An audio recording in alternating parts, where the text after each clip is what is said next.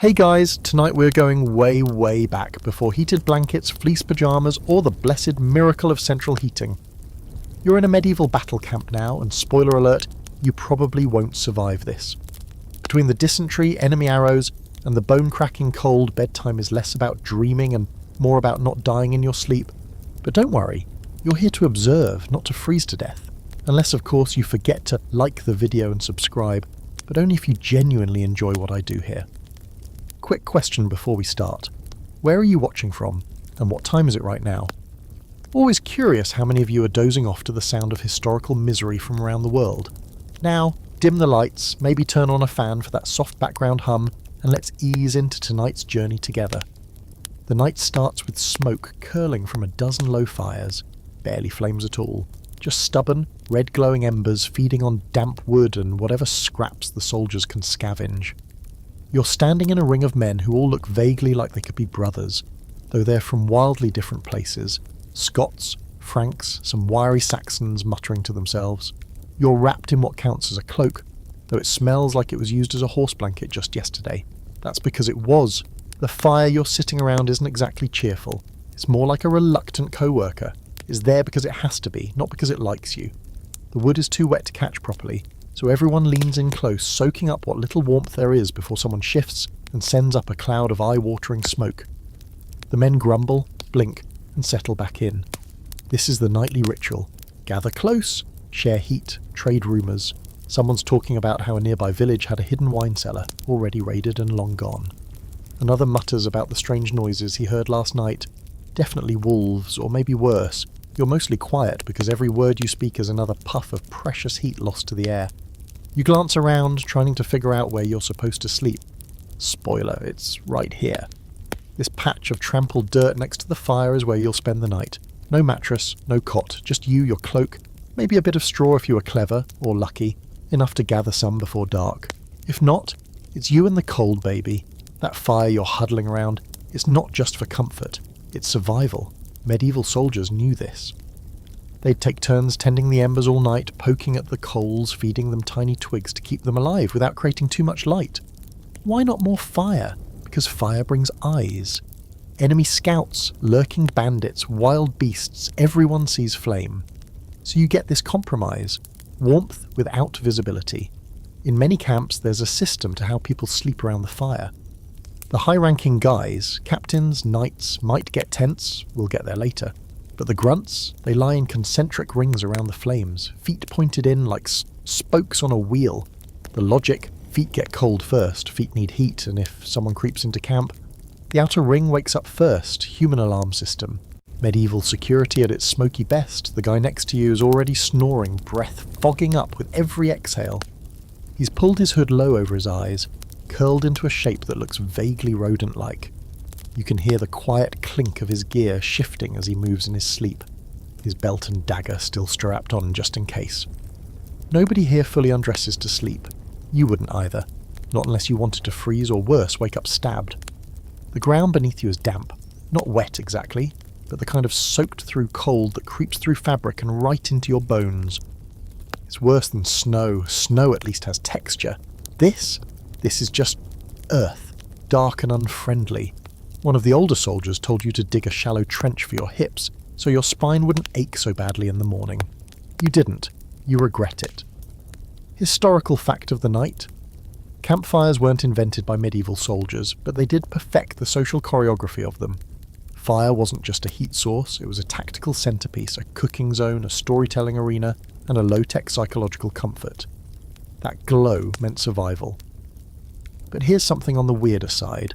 In some medieval campaigns, like during the Crusades, soldiers were ordered to sleep fully dressed not just for speed, but because someone believed that taking your boots off at night was inviting evil spirits to take your feet. Superstition or battlefield practicality? Honestly, bit of both.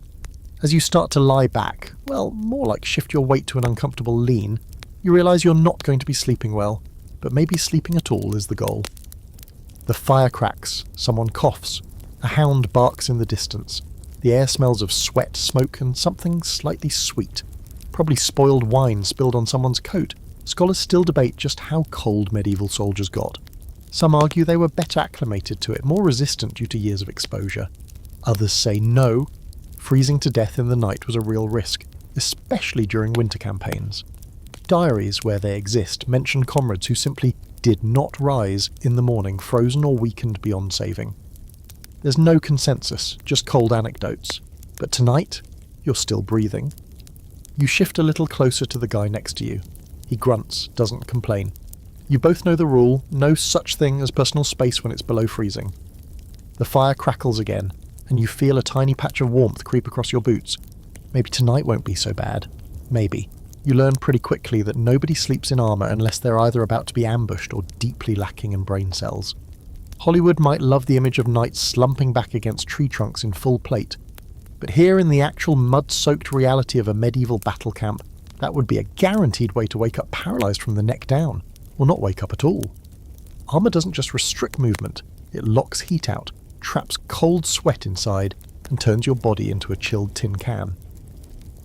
So what do you sleep in? Wool, and a lot of it. Before bed, you shrug off the day's armour piece by piece. First, the mail coif comes off, heavy and damp around the edges, your scalp slicked with sweat.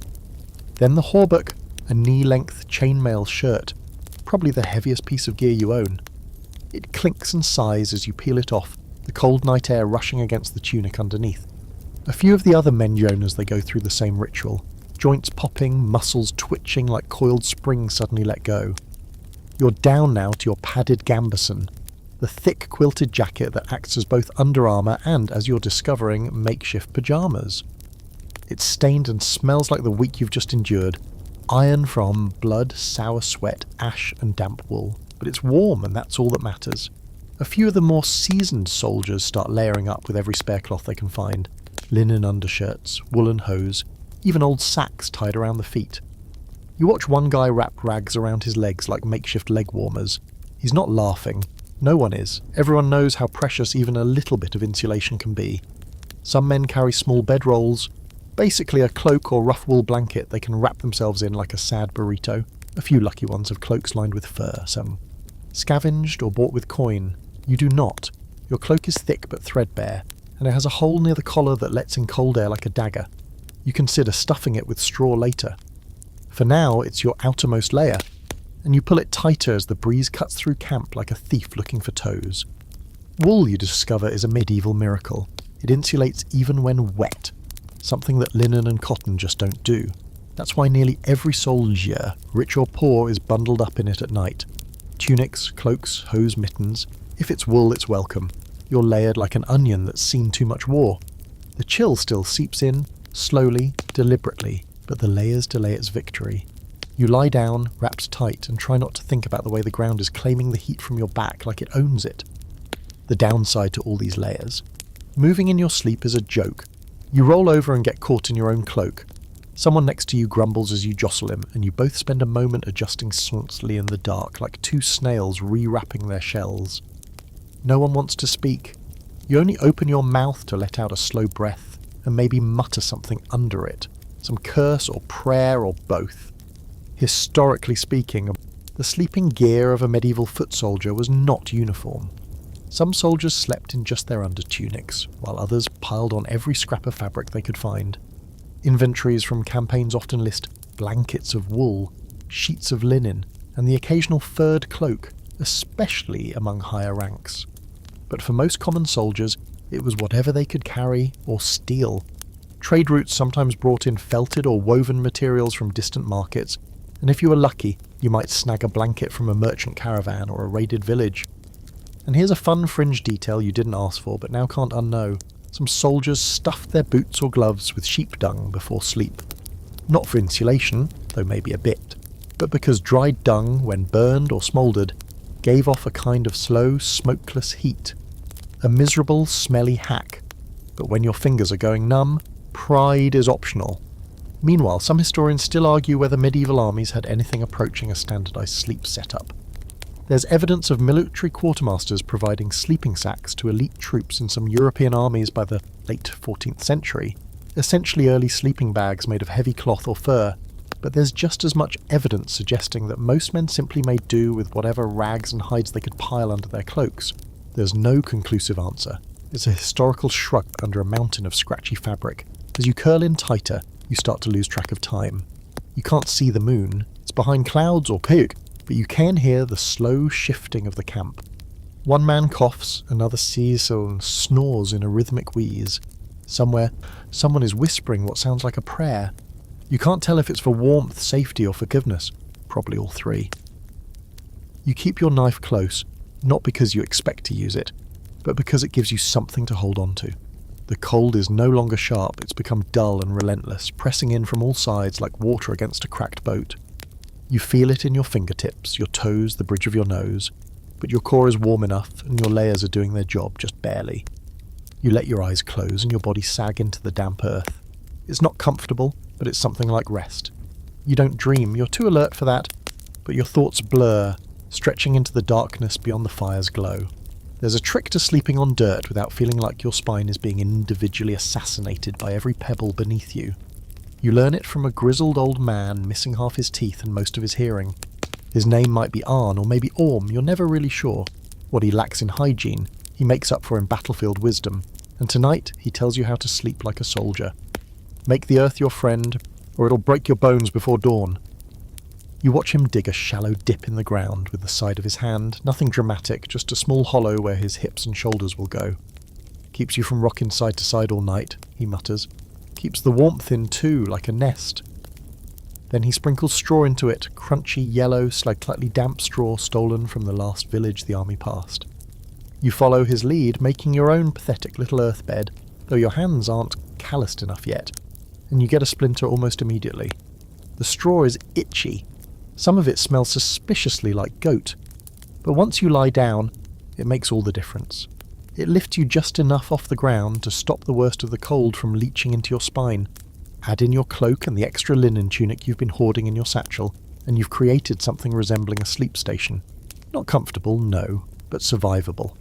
This is the secret art of sleeping in medieval camps, layers between you and the ground. Not just above you, beneath. If you can manage a layer of straw, leaves, or even bundled up brushwood beneath your body, you're halfway to not freezing. Some soldiers gather pine boughs or fallen hay. Others use cloaks they're not wearing as a bedroll. You even hear a guy joke once that he slept on a stack of shields once, though you can't tell if he's exaggerating or just bragging about his back pain. In some rare cases, especially when the army had the time to settle in for more than a night, they'd dig proper trenches, flat-bottomed, shallow pits lined with wood planks or straw to sleep in. It's called a dug-in sleeping trench, and while it sounds like a last resort survival move, it was actually considered smart fieldcraft. Some commanders encouraged it, others didn't bother, too focused on marching to the next bloody engagement. So depending on your leadership, you either got to sleep in a clever foxhole or, more likely, on whatever dryish ground you could find behind the latrine ditch. Your own patch of dirt tonight is slightly sloped, but at least it isn't swampy. You keep your boots close, off, but within arm's reach.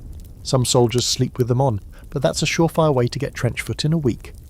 You've heard horror stories of men waking up with their toes black and curling, but you've also heard of guys who took their boots off and never saw them again. Stolen by deserters, traded away by some low-ranking weasel for food or firewood. Trust no one. Sleep light. As the night stretches on, you hear the sounds of the camp change. Fewer voices now, more coughs, more sniffling. Someone nearby is quietly chewing what sounds like hard bread, probably saving his better rations for daylight. You're too tired to eat. The fire closest to you is dim now, reduced to glowing logs and the occasional sputter of sap. There's no talking around it, just the sound of people existing as quietly as possible. The kind of silence that's not peaceful but fragile. You catch a few men doing what you're too cold to attempt, lying on their backs and staring at the sky. Some nights it's worth it. The stars here, free from city smoke, clear and sharp in the freezing air, are endless. But tonight there's too much cloud cover, and maybe even the threat of rain. You bury your head under your cloak to preserve what little heat your face is still holding on to. Everything smells like damp wool and smoke. You're starting to forget what warmth really feels like. Here's a fun historical tidbit to frost your toes a little more. Some medieval commanders believed that the best way to make soldiers hard for battle was to keep them half-starved and half-frozen. Comfort made men soft, they said. So sometimes even when proper materials for shelter were available, extra straw, blankets, or portable tents, they were rationed or even withheld. a sort of forced Spartan conditioning. You try not to think too hard about that as you shift on your straw bundle, trying to ignore the sharp edge of something digging into your hip. Possibly a root, possibly a coin you forgot was in your pouch. On the fringe side of history, there's a strange rumour you once heard from a Breton soldier, that sleeping directly on the ground lets the earth drink your strength. He claimed that's why he carried a wooden sleeping board, shaped to his back and strapped to his pack like a shield. You don't know if he's still alive or if his board helped him live longer. You never saw him again after that muddy spring in Burgundy. Academics still debate just how common it was for soldiers to carry proper bedding materials, whether it was part of a soldier's standard kit or something improvised from campaign to campaign. Some sources mention sleeping cloaks and bedclothes listed in army provisions, especially for long marches, but others suggest that any comfort beyond a basic woolen cloak was a luxury. And in most cases, if you didn't bring it with you, you weren't getting it at all. You shift again, trying to stretch one leg without letting in the chill, and the straw rustles beneath you like dry paper. You're thankful for it now, even if it means you'll itch for days. You wonder how the soldiers in warmer climates slept, if they laughed at stories like this, sipping watered wine in desert air, wrapped in linen and smugness. But tonight, this is your life. A shallow dirt bed, straw insulation, layers of scratchy, smoke-infused clothing wrapped tightly enough to make a mummy jealous. And somehow you start to sleep. Not well, not deeply, but your breathing slows and the cold dulls to something tolerable. You let your mind drift, not quite dreaming, but not awake either. A kind of suspended animation, where you wait for the sun to rise or a blade to fall, whichever comes first. Somewhere out in the darkness, a man with rank sleeps in a tent. An actual honest-to-God tent, with walls and a roof, and, if the rumours are true, even a candle flickering inside like a warm star in its own tiny sky. You don't see the inside of it, not directly, but you've caught glimpses when the flap swings open for a heartbeat. Wool blankets stacked like treasure, furs thrown carelessly over folding stools, and sometimes a second man, a squire or a page moving quietly in the background, tending to the knight's gear or helping him undress before bed like he's royalty. That's how the other half sleeps in a medieval battle camp. The tent isn't big, most aren't. This isn't a royal procession. It's a mobile war camp. The officers' tents are simple A-frames, made of thick canvas or oiled linen, designed more to keep out the rain and wind than to impress anyone. But even that canvas is luxury. It blocks the bite of the wind, dulls the sound of snoring neighbours, and most importantly, keeps the damp off your bones. You dream of canvas. You would kill for canvas. Well, you're already here to kill people, technically, but you'd extra kill for it. Inside the tent, things are arranged with a precision that says, I am not freezing to death like the rest of you. There might be a ground sheet, made of leather or thick cloth, a bedroll, certainly, possibly even stuffed with down or feathers if the officer's noble, or just rich and prepared. A fur-lined cloak is draped over the foot of the bedding. Some have candle lanterns or oil lamps, hung carefully to avoid setting the whole thing ablaze. The light spills through the seam sometimes, golden and warm, and the rest of the camp hates it with a quiet, bone-deep envy. You don't just get a tent. You either buy one with your own coin, steal one, or have the kind of status where someone else carries it for you. Officers, knights, wealthy mercenaries, they're the ones with tents. Everyone else? Dirt and sky, that's the division. Not just of class, but of temperature. Still, tents aren't perfect. The canvas sweats when it rains, dripping slow, cold droplets right onto your forehead. If you light a fire inside, and some do, it's a gamble between warmth and asphyxiation. Smoke builds up fast. That's why some cut little vents into the sides or rig up open flaps. But even then, there's always the risk that you nod off and wake up to find your blanket smouldering or your eyebrows gone. One officer in your battalion nearly burned down half the command tents trying to make roasted chestnuts over a brazier. He now sleeps outside with everyone else. The fire got the chestnuts, but not his pride. You sometimes linger near the tents, not too close, just close enough to catch the smell of wax or the faint perfume of someone who still owns soap. Occasionally a servant brings out something warm, stew, mulled wine, a damp cloth. The scent drifts past the rank and file like a cruel dream. You hear muttering when it happens. It's not hatred exactly, just hunger. For food, for comfort, for warmth, all the things you're not getting tonight. But the tents aren't all glamour. You hear stories. One night, after a brutal march through sleet, was discovered dead in his tent the next morning, suffocated under the weight of too many wet furs. Another woke to find his tent flaps cut open and half his gear gone, stolen while he soared. Comfort is a risk. A bubble of safety can become a trap if you're not careful. You remember that as you tug your cloak tighter, feeling the wind crawl under the hem like a cold snake. Tents vary wildly depending on time and region. In some 15th century English campaigns, the Royal Army travelled with entire wagon trains of modular tents, canvas palaces really, with separate rooms and raised beds. But for most officers, tents were modest and utilitarian. One French campaign ledger even records sleeping tents of oxhide reinforced with wooden slats. The hide smelled awful but shed rain better than cloth. Some Scandinavian troops used half tents, just enough for a man to curl under like a shell, better than nothing if you had it. Here's a quirky side note you'll love. Some German mercenaries brought folding camp furniture. Actual folding chairs and once, reportedly, a collapsible wine rack. Imagine that, your joints freezing solid outside while someone 2 tents over is sipping warmed mead from a carved cup beside a travel table. Medieval glamping. It makes your straw pillow feel like punishment. But even with canvas and furs and padded bedding, sleep doesn't come easily to officers either. Rank doesn't erase anxiety. If anything, it adds to it. They lie awake, replaying troop movements, fretting over enemy formations, wondering if the camp perimeter is truly secure. You've seen commanders wake up at dawn looking like they haven't slept at all. One even muttered in his sleep, nonsense phrases and orders for horses to run backward. Leadership might come with a tent, but it doesn't come with peace of mind. There's still debate among historians about just how common tents were for non-noble soldiers.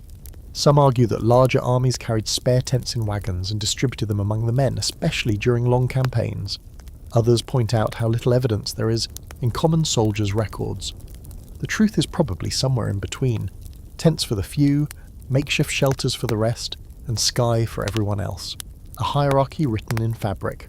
Tonight, you're on the outside looking in.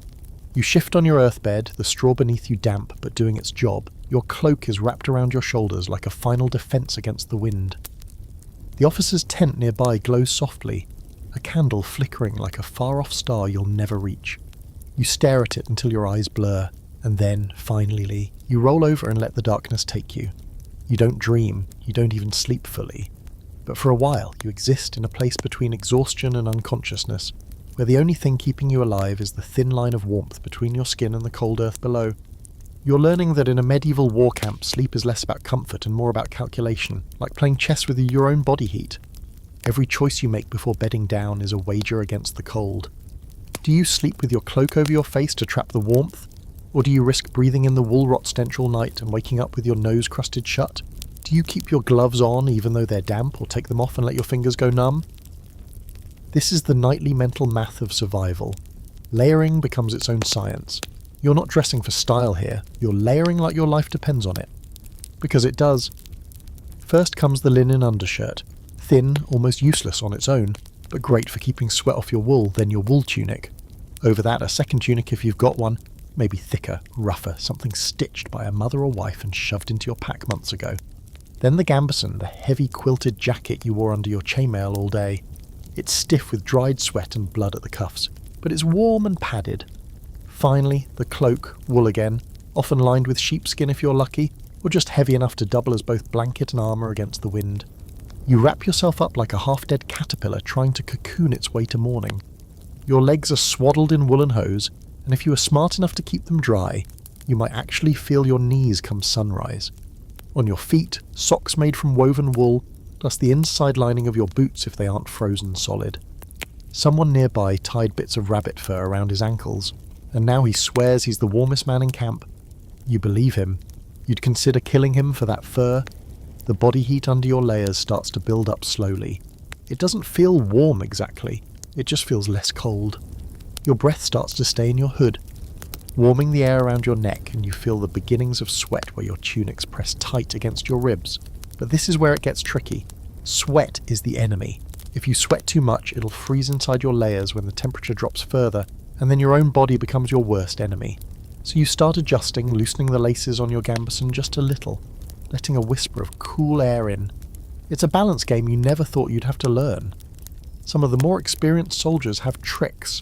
One keeps a cloth wrapped around his chest, tucked beneath everything else. It's nothing fancy, just an old rag, but he says it keeps his core warm longer.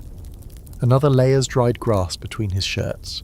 You think that's madness, until he wakes up tomorrow not shivering while you're curled up like a shrimp on a frozen rock.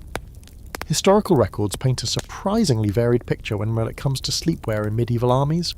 Common foot soldiers wore their daily clothing, tunic, hose, cloak, and maybe added an extra layer if they were lucky. But there's mention in certain inventories of night shirts, made of flannel or fine wool issued to some troops, especially in northern Europe during cold campaigns. These were the exception, not the rule, and usually reserved for officers or elite units. For most soldiers, sleeping attire was just less wet battle wear. Here's a quirky historical footnote. Some 12th century Scandinavian levies were issued wool onesies, well, not literally onesies, but full-body wool underclothes with a single seam down the back. Apparently they were prized not just for warmth, but because lice had fewer places to hide. You're not sure if that's better or worse. Fewer lice, more itching wool. Tonight the cold is steady, not bitter, not deadly, just constant, like a pressure that never lifts. You're starting to settle in. Muscles softening under the weight of your clothing when someone shifts nearby and lets out a long, low groan. Not pain, just exhaustion. It's a sound you've started to recognise, the sigh of someone whose body is giving up on complaint. Sleep comes in layers too. First your hands relax, then your chest stops twitching from the shivers, then your legs forget they exist. Your eyes close even though you can still hear everything. The creak of leather, the rustle of wool, the slow breathing of the men around you. You're in a field full of wool-wrapped human burritos, each one hoping to make it through the night without losing a toe or a sense of sanity. There's still debate among historians about whether medieval armies encouraged soldiers to bring specific sleepwear. Some records imply personal responsibility. If you didn't bring something warm, that was your own bad planning. Others suggest that certain armies, especially the more centralised ones like France or England in the later Middle Ages, issued basic winter clothing before campaigns. But those were rare moments of organisation in a messy, chaotic world. Most soldiers had to improvise. Someone nearby lets out a quiet curse, pulling his cloak tighter. You don't know his name, you just know he snores like a cow and has a habit of muttering in his sleep about cheese. But tonight, you feel a weird sort of camaraderie with him. You're both just piles of bones under too much wool, clinging to the edge of sleep in a world that's cold, cruel, and never quiet. Eventually, your breath slows. The layers are working. You're not warm exactly, but you're wrapped tight enough to forget that you're freezing. You're weightless in your cocoon of damp wool and itchy hope. You let go, just for a little while. You don't so much wake up as you get gently shoved back into awareness by the unmistakable scent of singed leather. Someone's boot has gotten too close to the fire. Again, you open one crusty eye to see a thin column of smoke spiralling up from a blackened heel while the boot's owner snores on, blissfully unaware that he's about 5 minutes away from losing footwear, and possibly a toe. You don't bother warning him. He'll figure it out when the smell becomes unbearable or when his foot starts to roast. This is what passes for morning in the middle of a medieval war camp. Burnt gear, half-frozen limbs, and the sour taste of stale air trapped under your own hood. Your own boots are safe, barely. You'd taken them off before curling up, stuffed them inside your cloak near your chest like two sad, muddy children. It's a common trick. Cold boots are miserable. Frozen boots can snap like old wood when you try to put them on. So everyone tries to keep theirs warm through sheer body heat, even if it means waking up with boot buckles digging into your ribs. It's just another compromise in the endless war against frostbite. You sit up slowly, your joints protest. Every muscle feels like it's been quietly freezing into statue form all night. And now the thawing is somehow worse. Your gambeson is stiff, creased at the elbows like cardboard. Your fingers tingle with pins and needles, and your knees feel like they're made of rusted hinges. You flex them slowly, gritting your teeth. It's not pain exactly, it's the price of survival. You paid in warmth. Now you collect in stiffness. The fire in the centre of your little sleep cluster is almost out. Just a low pile of red embers now, wrapped in a tiny halo of white ash. Someone throws a twig on it, and the glow flares for a second before fading back into sleepy coals. No one speaks. It's too early or too cold or both. Around you, a dozen other men begin to stir. most of them still wrapped up tight in cloaks and blankets like freshly dug corpses deciding whether to return to the living. Back during the night, before sleep claimed you, there was an unspoken ritual, the fire share. It's not as romantic as it sounds, it's just a rotating, miserable dance of who gets to be closest to the warmth and who has to back off to keep from catching fire. Too close and you wake up choking on smoke with your eyebrows singed. Too far and your limbs go numb. Everyone plays this game twisting and rotating like spit-roasted pigs around the embers. One guy, the one who chews in his sleep, figured out that placing his shield between himself and the fire helped direct the heat toward his body. A crude heat reflector. It kind of works, until someone kicks the shield over or a breeze shifts the smoke into everyone's faces. You once tried laying stones around the fire to soak up warmth, and then wrapping them in cloth to tuck against your stomach while sleeping. It worked beautifully. Right up until the moment one burned a hole through the hem of your tunic. Live and learn. You wouldn't think it. But fire becomes a sort of currency out here. Whoever tends it well shares it generously, and keeps it live through the night earns quiet respect. Whoever hogs it, feeds it badly, or lets it die becomes the enemy faster than any man in armour across the battlefield. There are unwritten rules. Don't throw green wood on it. Don't steal another man's fire rocks. Don't put your wet boots near the centre, unless you want a cloud of steam to choke everyone out. A good firekeeper is worth his weight in meat rations. Historically, fire maintenance was one of the most important survival skills in a medieval camp. Soldiers often carried flint and steel. But starting a new fire was a last resort, better to tend the one you had. Carefully feeding it through the night and banking the coals beneath ash so it could be revived at dawn. Some units even assign night watch shifts specifically to keep fires alive, not just for cooking and heat, but to keep morale from cracking entirely. Without fire, everything falls apart.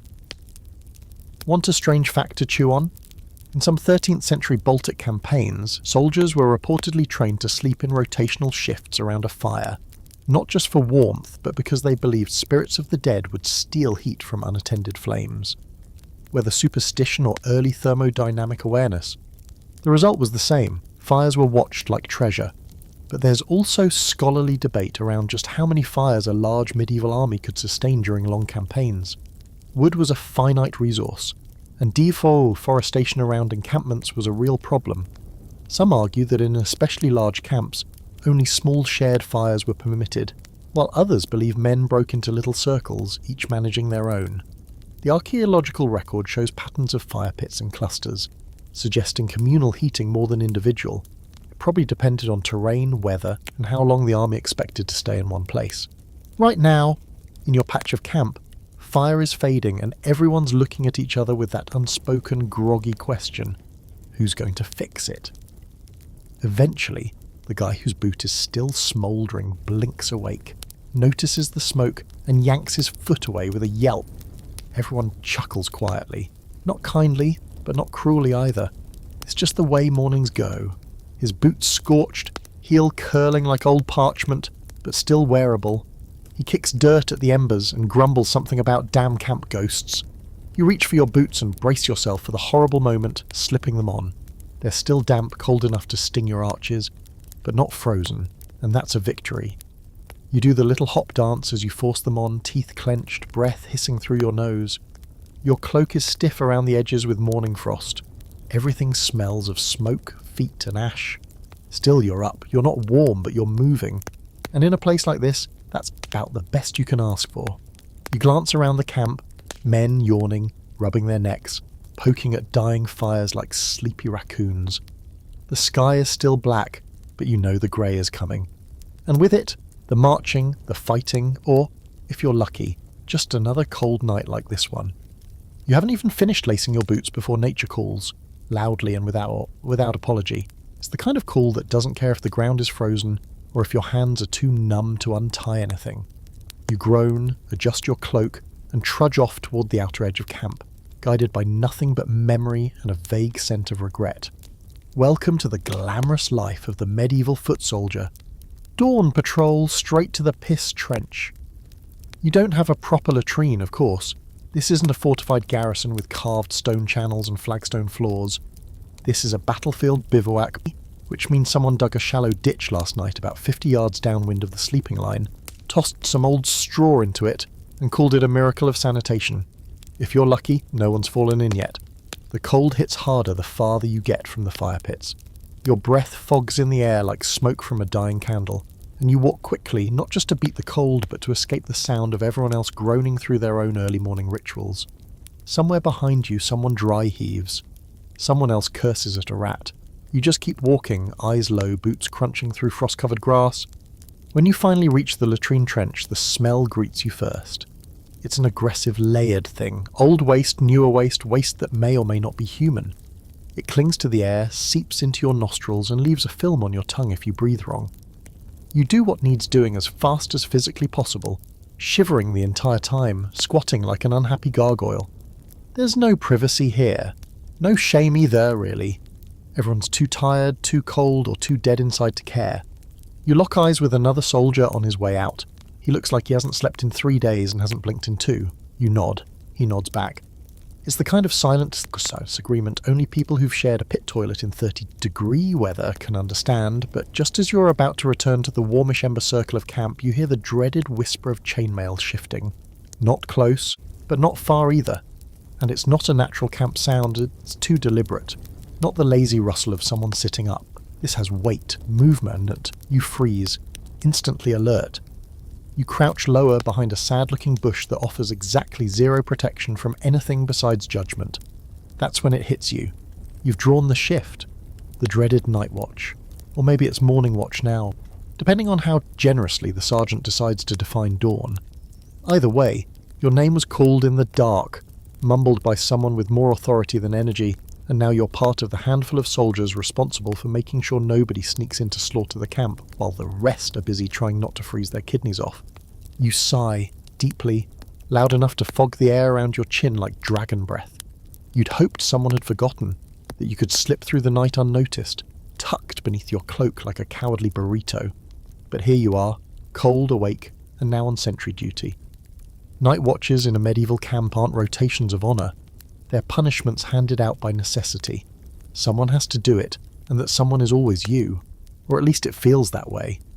You take your place just beyond the camp's edge, pacing slowly between 2 frost-tipped trees. Your breath fogs like a signal. Your ears strain to hear anything that isn't the rustle of tents or the shuffle of sleeping men. Every snap of a twig becomes a potential death sentence. Every owl hoot makes you reach for your knife. Historically, night watches were one of the most dangerous and important parts of camp life. A sleeping army is a vulnerable army, and even the most heavily armoured force is nothing but meat if caught unaware. Watch shifts varied from 1 to 4 hours, depending on how desperate or disciplined the command structure was. Often soldiers were paired off, both for conversation and to make sure one didn't fall asleep, because yes, that happened. A lot. And the punishment was usually worse than just a stern talking to. Sometimes it was lashes, sometimes it was being made to stand bare-chested before dawn, sometimes it was getting stabbed in your sleep because you missed the enemy crawling in. And here's a lovely little fringe detail. Some commanders in the High Middle Ages used watchstones, large rocks placed along the perimeter that sentries had to physically touch every 15 minutes or so to prove they were awake. Miss A stone? That's a sign you are either dead or sleeping. You almost prefer the death option.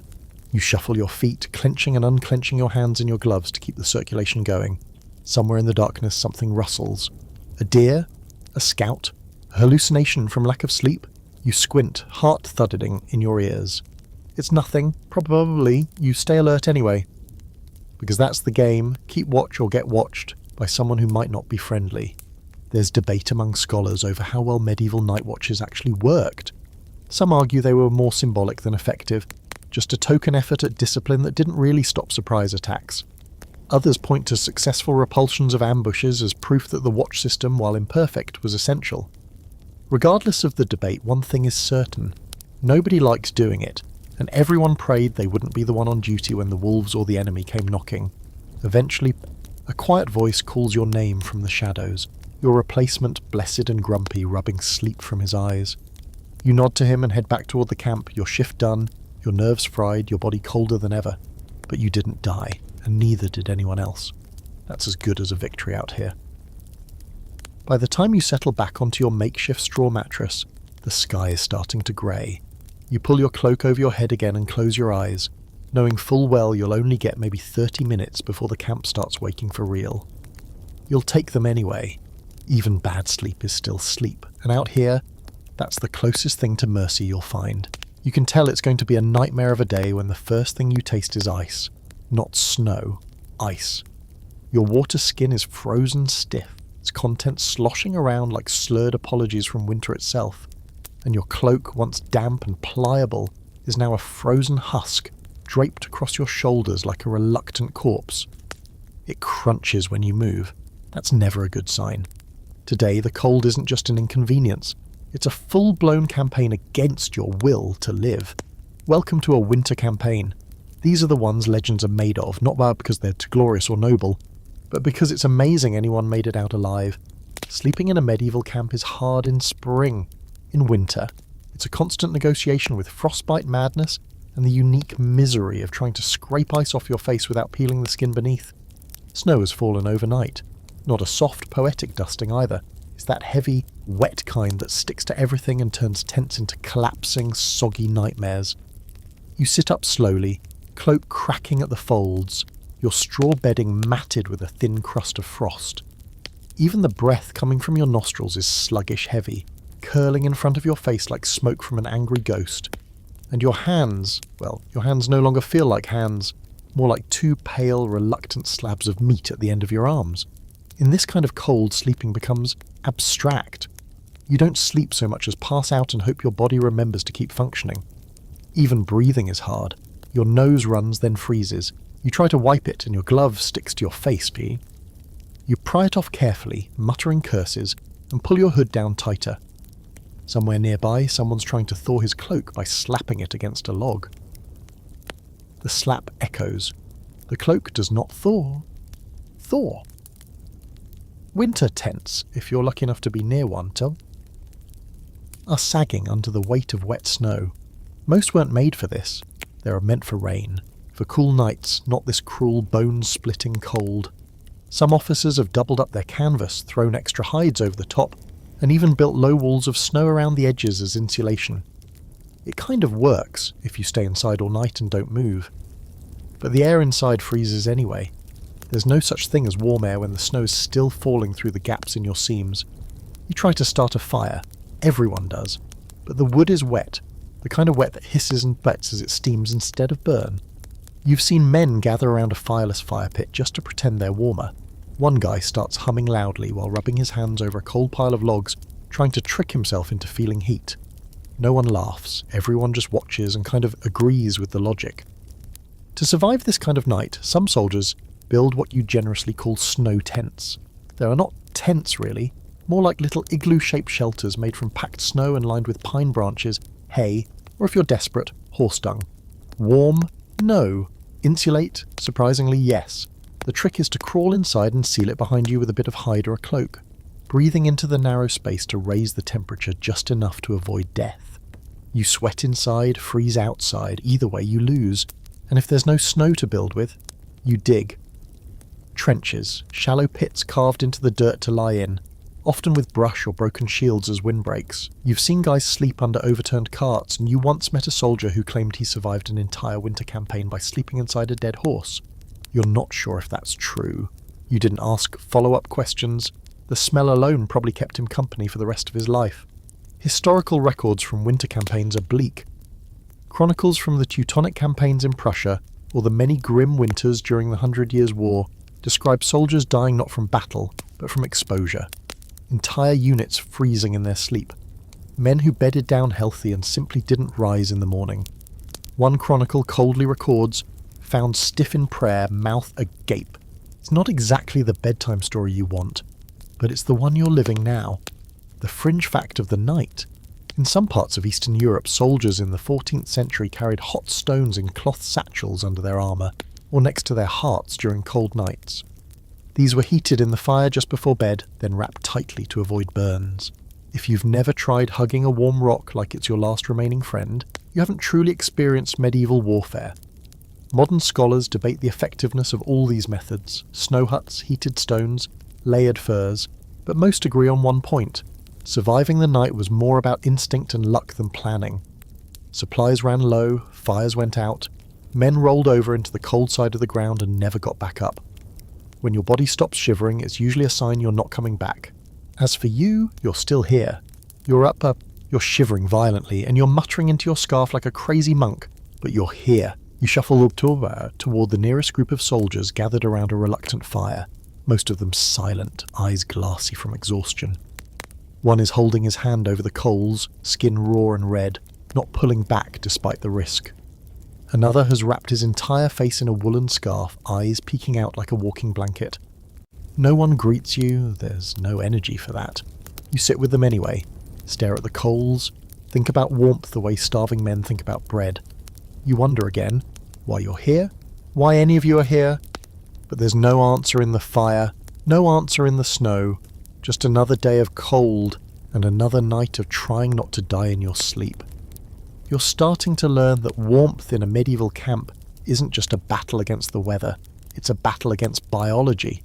And tonight, as you settle into your now all too familiar patch of damp earth and chewed straw, you find yourself locked in a three-way war. Against the cold, against sleep, and against things that scurry.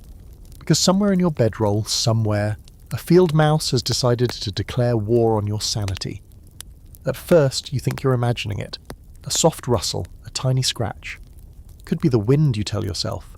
Could it be someone shifting nearby? Could be your own cloak settling. But then you feel it. A tickle near your hip. And you know, something is sharing your blanket, and it has far more energy than you do. You leap up, not gracefully, not even quickly, more like a frozen sloth startled from hibernation, and start shaking your bedroll like a lunatic. A few men grunt in protest nearby. One groans, "Not again," like this is a common occurrence. Because it is. And not just mice, fleas, lice, ticks, all the charming little bedfellows of medieval camp life. The minute your body becomes warmer than the surrounding ground, it's like putting out a vacancy sign for vermin. You manage to evict the mouse, possibly two, and resettle your nest, tucking in the corners of your cloak, double-checking your hood, and even folding your spare sock into a loose plug to cover the hole near your ribs where the mouse first snuck in. You lie back down with the kind of cautious dread only someone who's been mouse-cuddled in the night can understand. The fur blankets help, at least. You've gotten your hands on one, not honestly, mind you. It was a trade of sorts. One guy needed a new whetstone, you had one. He had fur. The deal was struck without words. The fur smells like goat and old sweat, and you're 90% sure it still contains half the original goat. But it's warm, scratchy, oily, questionably acquired, but warm. Historically, fur was prized in camps not just for warmth, but as a kind of status symbol.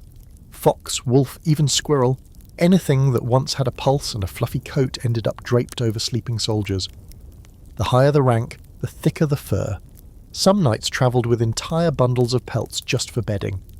Others foraged, which is a polite way of saying they took what they wanted from villages that had no real way to say no. Fur-lined cloaks, fur-lined boots, fur-lined hoods, you'd wrap yourself in an entire forest if it kept you alive till morning. Of course, fur had its own problems. It held in heat, yes, but it also held in fleas. And fleas didn't sleep. You could go to bed wrapped in luxury and wake up looking like you'd lost a fistfight with a hive of angry bees. Some soldiers smoked their furs over the fire to kill the fleas. Others doused them in vinegar. A few just accepted the itching as part of the package and scratched until they bled. You've chosen the smoke method. Earlier tonight you waved your cloak through the fire's edge, letting the smoke curl into the fibres, hoping it would discourage anything that crawled. It helped. Probably. You're still itchy, but now at least you smell like burned goat hair instead of just cold misery. And then there's the other option, sharing. Not blankets, body heat. 2 or more soldiers curled up under the same cloak, back to back or front to front, depending on desperation levels. It's not romantic. It's not even friendly most of the time. It's practical. A warm body is a warm body, and if you're not using one to your advantage, you're probably dead or freezing soon. You've seen the toughest men in camp, covered in scars and stories, snuggling like scared children under a single threadbare cloak. No one mocks them. No one dares. Because the only thing colder than the night is shame, and in this camp, nobody has room for that. You've done it yourself once or twice. Usually with someone equally miserable and always with your knives kept within reach, just in case. There's a strange moment in the night when everything stops feeling awful. Not because it's better, because your body gives up. Your nerves go numb, Your skin stops complaining and your mind slips into a shallow pool of calm. You're not asleep, you're not awake, you're just there, existing. The fur against your cheek is coarse, the dirt beneath you has a rock digging into your hip. Something tickles the back of your neck. You don't even care anymore. Here's a weird little historical detail to chew on, while you try not to think about mice. Some soldiers in the far north used hollowed animal carcasses for warmth, not as a shelter, as a bed. A freshly skinned deer or goat could serve as a windproof sleeping bag for someone desperate enough. The idea was to stuff yourself inside before the body heat fully left the animal. Horrific? Absolutely. Effective? Reportedly. And also probably the reason why medieval doctors never got bored. Modern scholars still argue about how bad the vermin situation really was in medieval camps. Some say the infestation levels are exaggerated, the product of a few dramatic chroniclers. Others point to the countless references in letters and journals, soldiers complaining of the bite of the unseen army, night crawlers that feast while we rest, or famously, a beard of fleas on my belly come morning. You believe every word of it. You've lived every word of it. Back in your bedroll, you adjust your layers again, wincing as you find the cold spot where the mouse had briefly claimed squatters' rights. You shift your body away from it and press your back closer to your neighbour. Neither of you says a word. The silence is full of understanding and exhaustion. The night stretches on. The fire nearby is nearly out again. You could get up, poke at it, find dry twigs, coaxing it back to life. But you don't. You stay still, because movement means cold and cold means pain. Better to lie here, wrapped in goat fur and paranoia, and wait for the grey light of morning. You've heard the saying, sleep with one eye open a dozen times. It's usually said like a joke, wry, knowing, like someone preparing for betrayal in a card game. But out here it's not a saying, it's a rule, it's instinct. It's the thing your body does all on its own after a few nights in a war camp where the only thing between you and a blade to the ribs is a thin wool cloak and whatever reflexes haven't frozen stiff. You don't sleep so much as hover at the edge of unconsciousness, always listening, always ready to spring into useless motion the moment you hear something you shouldn't. Tonight, the air is razor sharp with silence. No wind, no distant howling, not even the usual snoring from the man 3 feet to your right, the one who normally snores so loud the rats leave camp out of fear. It's so still, so unnervingly quiet, that your mind fills the space with imagined sounds. The snap of a twig, the brush of a foot on wet leaves, the faint jingle of mail shifting in the dark. Your hand finds the hilt of your knife before you're even fully awake. This is the price of survival. You've learned it slowly, night after night. Real sleep only comes in stolen fragments, like water collected in a cracked bowl.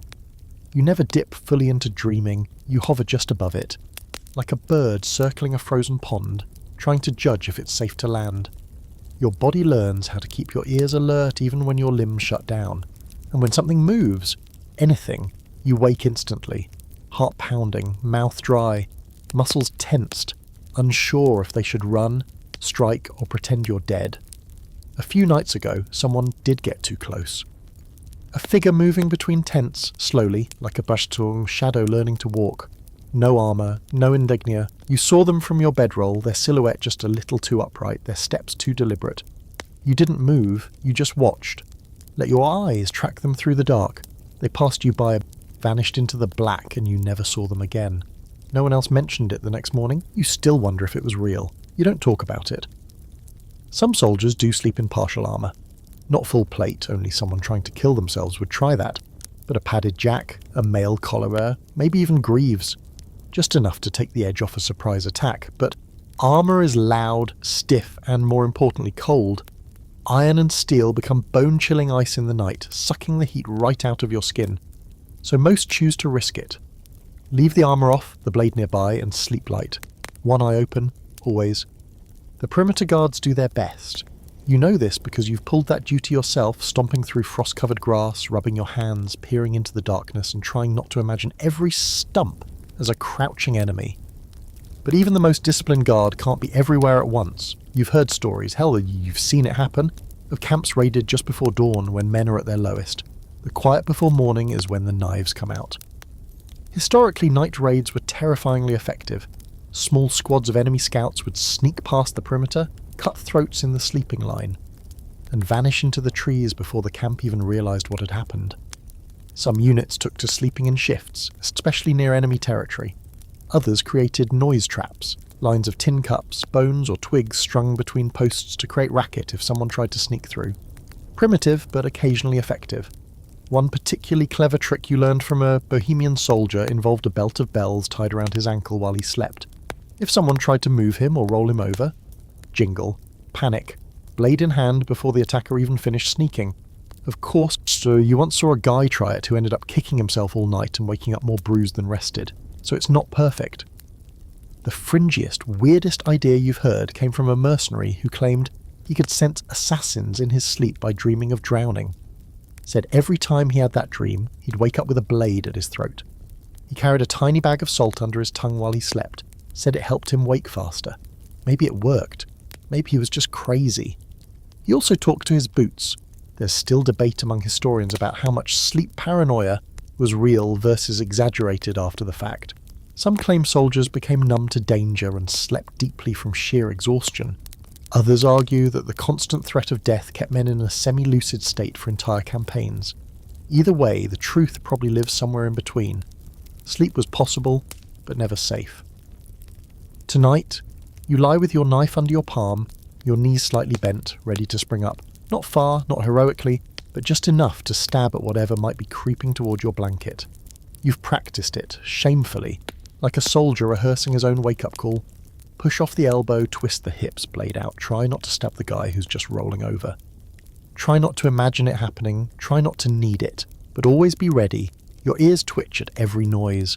The creak of someone's belt, the low grunt of a dreaming man, the soft pat of something too light to be human, maybe just a bird, maybe not. You feel your stomach knot for no reason at all. That's what the camp does to you. It sharpens you, keeps your nerves frayed like rope soaked in ice water. Still, eventually, exhaustion wins. Your body lets go just a little. You drift into a shallow sleep, one hand always on your weapon, one eye metaphorically cracked open. It's the best you can do. You've made it another night. Maybe you'll make it another. And another after that, or maybe you won't, but at least you'll see it coming. You don't really appreciate your gambeson until the second night of rain. Not the nice kind of rain, the kind poets use as metaphors for longing. No, this is the sideways, cold, relentless kind that soaks through everything you own, including your patience, and then laughs in your face. Your cloak is already wet, your boots have turned into puddle-wearing devices, but your gambeson, that old sweat-crusted, blood-flecked quilted jacket you've cursed 1,000 times, that thing is doing heroic work. It's thick, heavier than it looks. Layers of linen or wool stuffed with rag padding and stitched tight like someone took a mattress, beat it into submission, and then told you to wear it to war. It's meant to go under armour, soften the blow of a sword or arrow. But tonight, it's your bed, your blanket, your last line of defence between you and the cold, uncaring sky. You lie back, letting the rain tap gently. No, mockingly against the hood pulled over your head. Every drop is a reminder that comfort is a distant concept. The straw you stuffed beneath you is wet now, flattened and clinging to your back like straw-flavoured leeches. Your fingers are too stiff to curl properly. But your gambeson holds some heat. Not a lot. Just enough to remind you what warmth was before the rain stole it. A guy across the fire, what's left of the fire anyway, is trying to dry his own gambeson by laying it on a flat stone near the embers. It smells like roast death. You all watch, silently hoping the flames catch it, if only for entertainment. It doesn't burn, but it steams like a dying beast. Someone sneezes violently. No one says bless you. Here's the thing, gambesons weren't designed to be slept in. They're stiff, bulky. After a few weeks of use, they smell like battlefield soup, sweat of fear, blood, and something you think is cheese, but when it's cold or wet, you wear it anyway. Because while it may be uncomfortable, it's one of the few things you have that actually traps heat. It's like a wearable oven mitt, if the oven mitt also sometimes gave you shoulder blisters. Some men use theirs as pillows when the weather's kind. Others fold it under their knees to keep from locking up by morning. You've met one guy who claimed he wrapped his newborn in a cut-down gambeson during a forced march. Said it was the only time the baby didn't cry. Probably because it was suffocating, but hey, warm is warm. The real secret of the gambeson, though, is dual use, It's battle gear and bedding. Utility at its medieval finest. It doesn't make sleep easy, but it makes sleep possible. You can wrap it around yourself like a blanket, tuck it under your back as insulation, or just lie inside it like a man-sized pie filling and hope your core temperature doesn't drop too low. When wet, it's miserable. When frozen, it's worse. But when dry, it's survival. Historically, soldiers were issued gambesons more often than any other kind of armour. Mail and plate were expensive, reserved for the well-off or the well-connected. But padded armour? That was the people's armour. It took time to make, stitching layer after layer, but it was effective and cheapish. Some units wore only that into battle. Others used it beneath chainmail, hoping to reduce the bruising from a mace to something less than internal soup. Fringe fact, some monks in the 13th century made gambesons not for war, but as penance garments. Self-inflicted discomfort as a path to holiness. Imagine choosing to wear one on purpose, not to avoid getting stabbed, but to feel closer to God. That's dedication, or insanity, probably both. There's also still debate over what exactly was used for padding inside them. Some say horsehair. Others insist on rags, moss, or even raw wool. The truth is, it probably varied wildly depending on where you were, who was sewing it, and how desperate your quartermaster was. You've seen gambesons patched with everything from burlap to parchment. One guy swears his had pieces of old prayer scrolls inside, said they kept him safe, or maybe just itchy. Back in your own sodden slice of misery, you shift inside your damp shell. The gambeson creaks at the shoulders like an old door, resisting every movement. You try to find a dry patch of collar to rest your cheek against, but it doesn't exist. You settle for least soaked and exhale slowly, watching the breath curl away and vanish into the damp dark above. Around you, others are huddling in their own padded gear. Some still wearing it, some using it like bedding.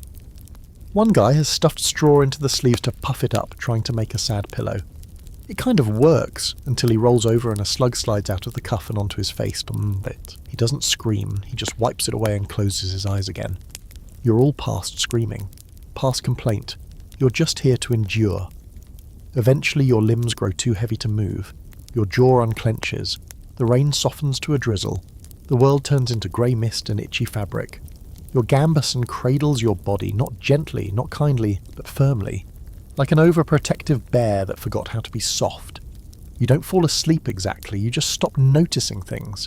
The pain in your knees, the damp on your back, the freezing tips of your ears, they all fade into a kind of foggy numbness.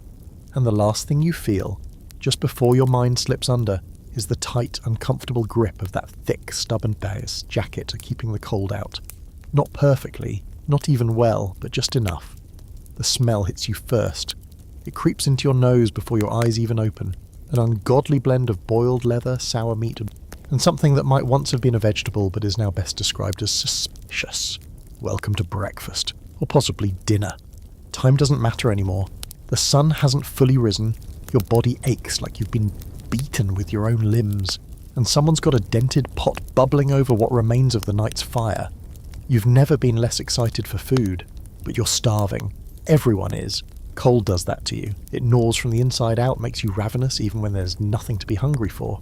So when the call goes up, a simple grunt from the pot's guardian, you drag yourself over, boots squishing, shoulders hunched. Still wrapped in your stiffened gambeson. The line forms quickly.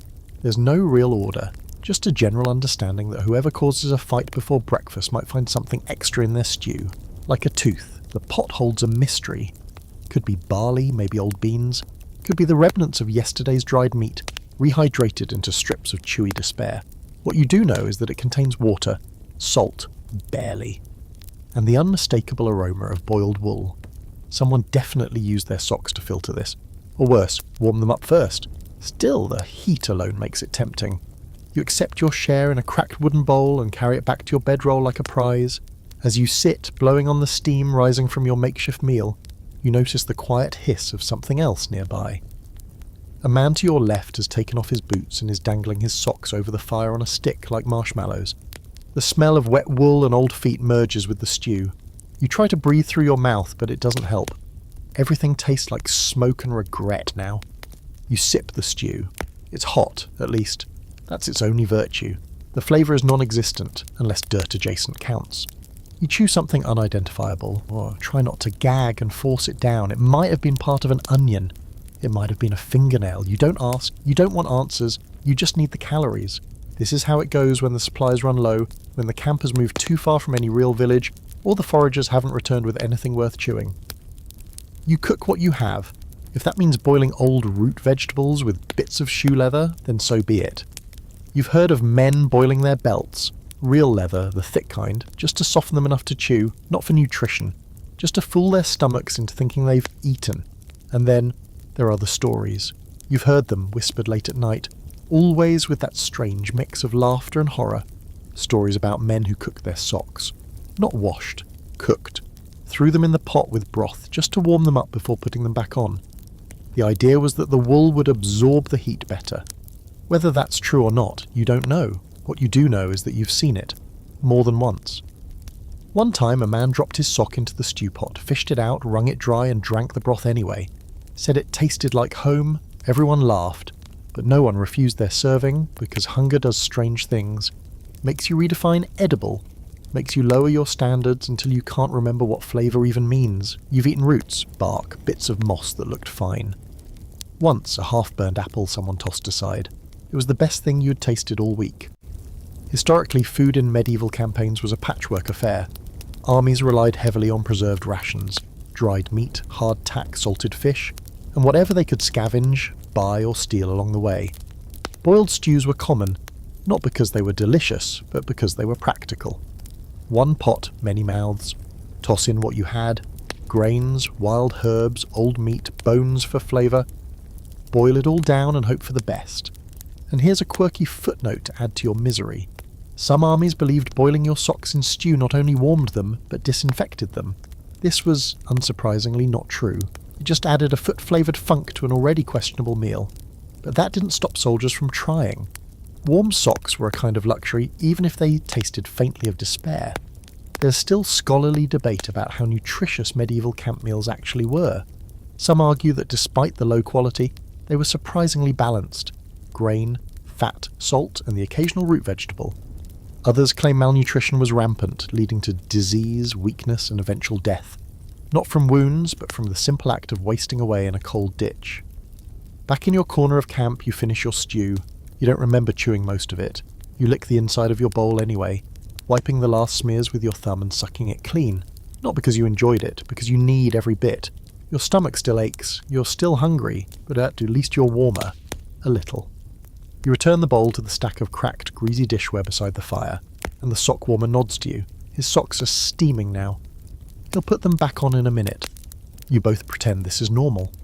Because it is. You wrap your cloak tighter, draw your knees to your chest, and try not to think about what tonight's stew might be made of. You hope, irrational, that someone found a carrot. Just one. A small, misshapen, frost-bitten carrot. That would be nice. But probably it'll be socks again. At a certain point, sleep stops being something you do and becomes something that happens to you. You don't lie down with a sigh and a fluff of your pillow. What pillow? You don't pull up a blanket. It's a damp cloak. Get over it. You just shut down, wherever you are, whatever position your limbs happen to fall into. And if you're lucky, you don't wake up to someone kicking you in the ribs or stepping on your hand on their way to piss behind a tree. Tonight, the exhaustion isn't like other nights. It's not just tired, it's hollowing. The kind of tired that digs in behind your eyes, sits heavy on your chest and whispers, just collapse. It doesn't matter where. Well, the ground is fine, the fire is out anyway. And eventually you listen.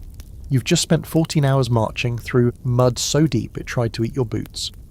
One guy actually lost a boot in a ditch and had to march the rest of the day in a single stocking, wrapped in rags and unrepentant swearing. No one laughed. You were all too tired to laugh. You passed by the rotted remains of a burned-out farmhouse and didn't even look twice. At this point, unless it's food or firewood, it's invisible. So when the signal is finally given, when the column halts and the sergeant barks something that vaguely resembles "make camp," you don't think. You don't plan. You drop. Right there, right where you're standing. You roll to one side, vaguely arrange your cloak over your body like a human-shaped burrito, and let go. Some men don't even unbuckle their belts. They lie down fully dressed, mail still on, one boot half off. One guy nearby is actually asleep standing up, head bowed like he's praying. You watch him sway for a full minute before he tips forward and lands face first in the mud. He doesn't wake up. You consider checking on him, but then you blink, and it's been 15 minutes. This is what march fatigue does to you. It steals your awareness in slow pieces, replaces it with blank space. You stop noticing time, stop caring about the weather, stop bothering to shake the rocks out of your boots. Your body gives up protesting and just runs on fumes. You've caught yourself drifting into micro naps while walking, your head bouncing forward like you're nodding along to some sad imaginary song. Historical sources mention this exact phenomenon. Chroniclers describe soldiers collapsing mid-step, slumping beside roads like discarded sacks. Some accounts from the Crusades talk about men who slept with their arms still gripping their spears. Others write of soldiers who walked off cliffs or into enemy camps because they were too exhausted to notice. Fatigue didn't just make you vulnerable, it made you stupid, dangerous stupid. You felt that too. The haze. You once poured wine into your boot instead of your cup. Just stood there watching it splash into the leather like it made sense. Nobody even had questioned it.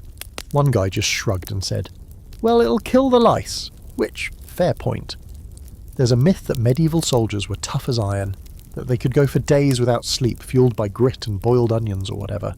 And sure, some of them could, but most, they passed out the same way you do now, hard, fast, and with the zero grace, like rocks flung at the earth by gravity and bad choices.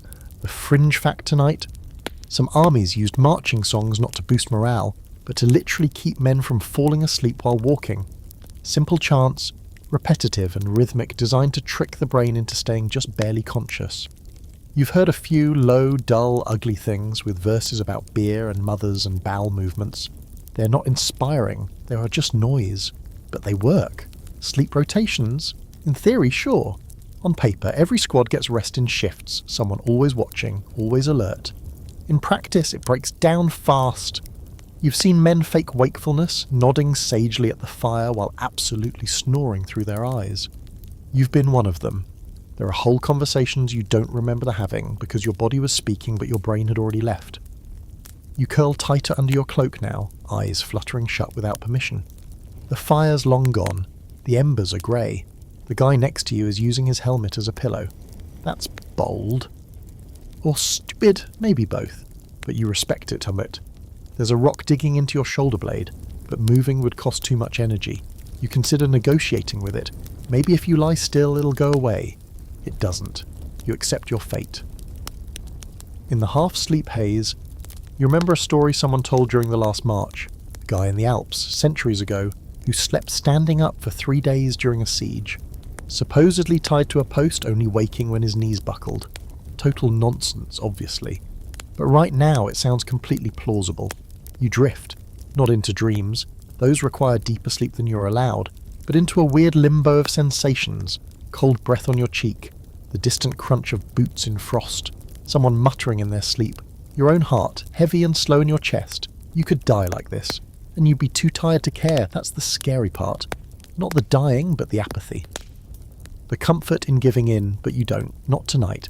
Because in an hour or 3 you'll be roused again, back on your feet, back to marching, back to the same nightmare loop, so you let your eyes close, one last time. You don't have time to sleep, but you'll take what your body gives you, even if it's just 15 minutes in the mud.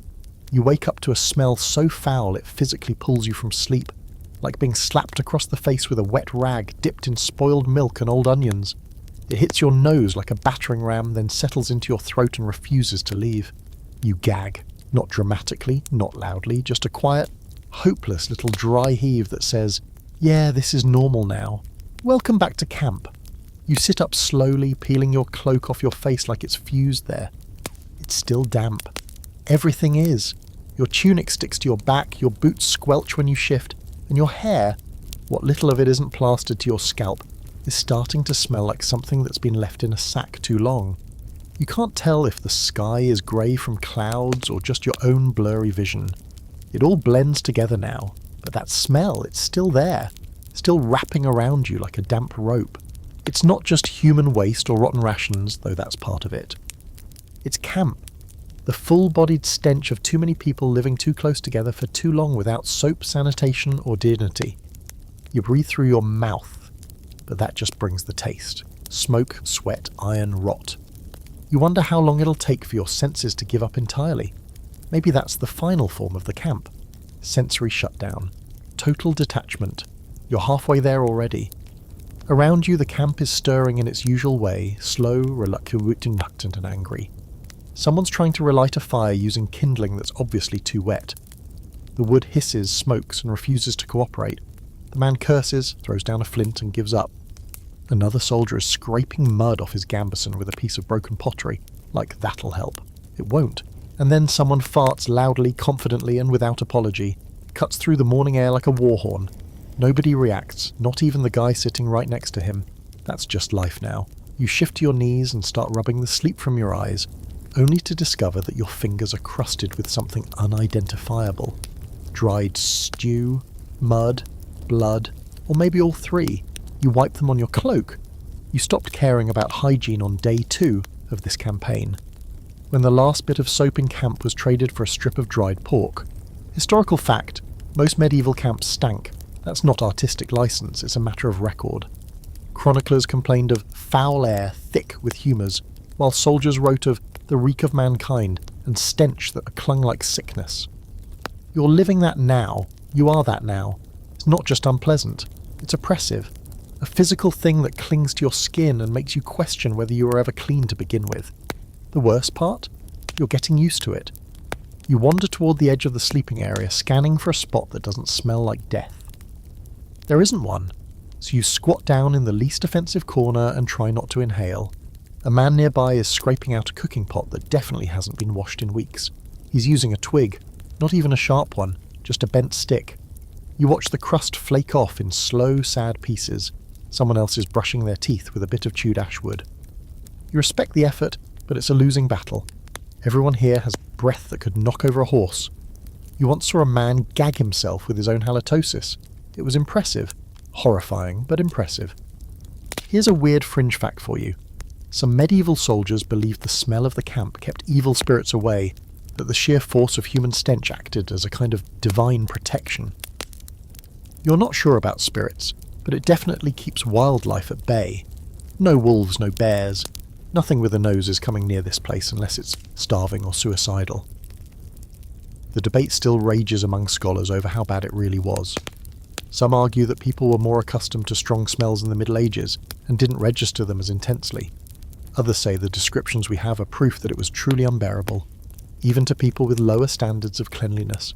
You've decided the answer is simple. If something makes your eyes water now, it made theirs water then too. You move toward one of the latrine trenches out of necessity, not bravery. It's less a trench and more of a suggestion at this point, just a shallow depression in the earth, surrounded by discarded scraps of fabric, broken bits of clay, and a fly population so aggressive they could be trained as mercenaries. You do what you have to do as fast as humanly possible, and shuffle away without looking back. You pass a man washing his hands with snow, not clean snow either, just the least yellow he could find. You nod at him, he nods back. It's the little gestures that hold society together out here. Back near your bedroll, someone's pouring wine into a cracked cup and handing it around. Morning wine, medicinal of course, or so everyone claims. You take a sip when it reaches you. It's sour, thin, probably cut with river water, but it burns just enough to remind you you're alive. You settle down again, knees tucked in, cloak pulled tight. The smell's still there, will always be there, but you've reached a place beyond complaint. A strange sort of acceptance. You're not clean, you're not warm, and you're not even fully human anymore, if we're being honest. You're just part of the camp. A breathing, sweating, stinking piece of the collective misery. And that, somehow, is comforting. There's something about a campfire at night that makes everyone talk like they've forgotten war as a thing, not during the day, mind you. Then it's all barking orders and spitting curses, shoulders hunched against the cold and minds focused on staying alive. But at night, with the fire down to a soft amber glow, and the air just quiet enough to hear yourself breathe, things change. The stories come out. The real ones, the weird ones. The kind that make you wonder whether you're stuck in a battlefield or sitting around some haunted tavern full of unreliable narrators and questionable memories. It starts with a song. Always does. Nothing complex, just a low droning hum that someone starts because silence is worse. A line about a woman back home, or ale, or how the moon used to mean something before you had to sleep under it every night. You recognise the tune. Everyone does. It's been bouncing around the continent for decades, changing a word here or there, becoming something new and old at the same time. After that, it only takes one person to start, tonight. It's a man from the southern coast, Gaetan or Garan, something like that. He's got a voice that sounds like gravel wrapped in bread crust and a face like a boiled boot. He leans in toward the fire and says, "You ever hear about the girl who wandered into camp before a battle?" A few heads turn. No one stops him. No one ever does. You just keep sipping from your chipped cup of warm, diluted wine and let the voice carry you. The fire crackles, the wind sighs, and suddenly you're somewhere else. He tells the story like it's truth. How a girl, barefoot, wild hair, eyes like smoke, appeared in a soldier's tent one night before a siege, said nothing. Just stood there looking straight through him. He called for the guard. They came. She was gone. The next morning, half the men in that unit were dead, arrows in their backs. She was the battle's shadow here. He says, eyes glinting, came to mark the ones who wouldn't see another dawn. No one laughs. That's the trick. Around a medieval campfire, you don't mock stories like that, not because you believe them necessarily, but because someone does, and because sometimes they're not just stories. Someone else chimes in, a scar-faced veteran with more wrinkles than teeth. He tells of the screaming trees in the Black Forest, how if you hear your own name whispered from the woods at night, you don't answer. You turn away, you press your fingers to your ears, and if the whisper comes a second time, you pray, because the third time, that's not the forest anymore. The younger soldiers lean in, eyes wide. You can tell they're halfway between laughing and listening. That's how it starts for everyone. You want it to be a joke. But deep down, there's that tickle in the base of your spine. The one that says maybe, just maybe, the world's weirdier than you thought. And out here, with death as your neighbour, the weird starts to feel almost reasonable. One of the quietest men in the group, someone who rarely speaks at all, finally breaks his silence. He says he once heard crying in the middle of a battlefield at night. Not sobbing, child's crying, high, distant, echoing across the empty camp. Thought it was his imagination until two others mentioned it the next day. No children for miles. Nothing left alive, really. Just the sound. Just once, then never again. You sit there, legs drawn up, cloak pulled tight, feeling the warmth of the fire on your face and the chill of the night at your back. The stories keep coming, passed around like shared rations. Ghosts, witches, a knight who disappeared during a hunt and came back with eyes as black as coal, claiming he'd met a pale woman in a silver dress who taught him how to speak to the dead. He died a month later in his sleep. No wounds, just gone. Stranger still, no one remembers burying him. Historical accounts are full of these kinds of stories, folklore woven through with just enough fact to keep them alive. Medieval soldiers were a superstitious bunch, and for good reason. When you live on the edge of civilization, sleep among corpses, and wake up not knowing if you'll see the next dusk, anything becomes possible. Omens, signs, portents, they weren't luxuries. They were survival mechanisms, ways to make sense of the senseless. And here's your fringe fact for the night. In some medieval mercenary companies, ghost stories were considered part of training. Seriously, commanders would intentionally tell frightening tales to keep green recruits from wandering too far from camp at night. Fear kept you close, close kept you alive. Monsters in the woods, maybe not real, but they kept you from getting lost and ambushed. Practical paranoia. There's still academic debate about how widespread these tales were, whether they were regional or cultural or just the result of too much bad wine and sleepless nights. But the consistency across languages and time periods is eerie. The woman before the battle, the crying voice in the woods, the soldier who dreams of death then dies. Versions of these show up in records from France to Poland to Byzantium.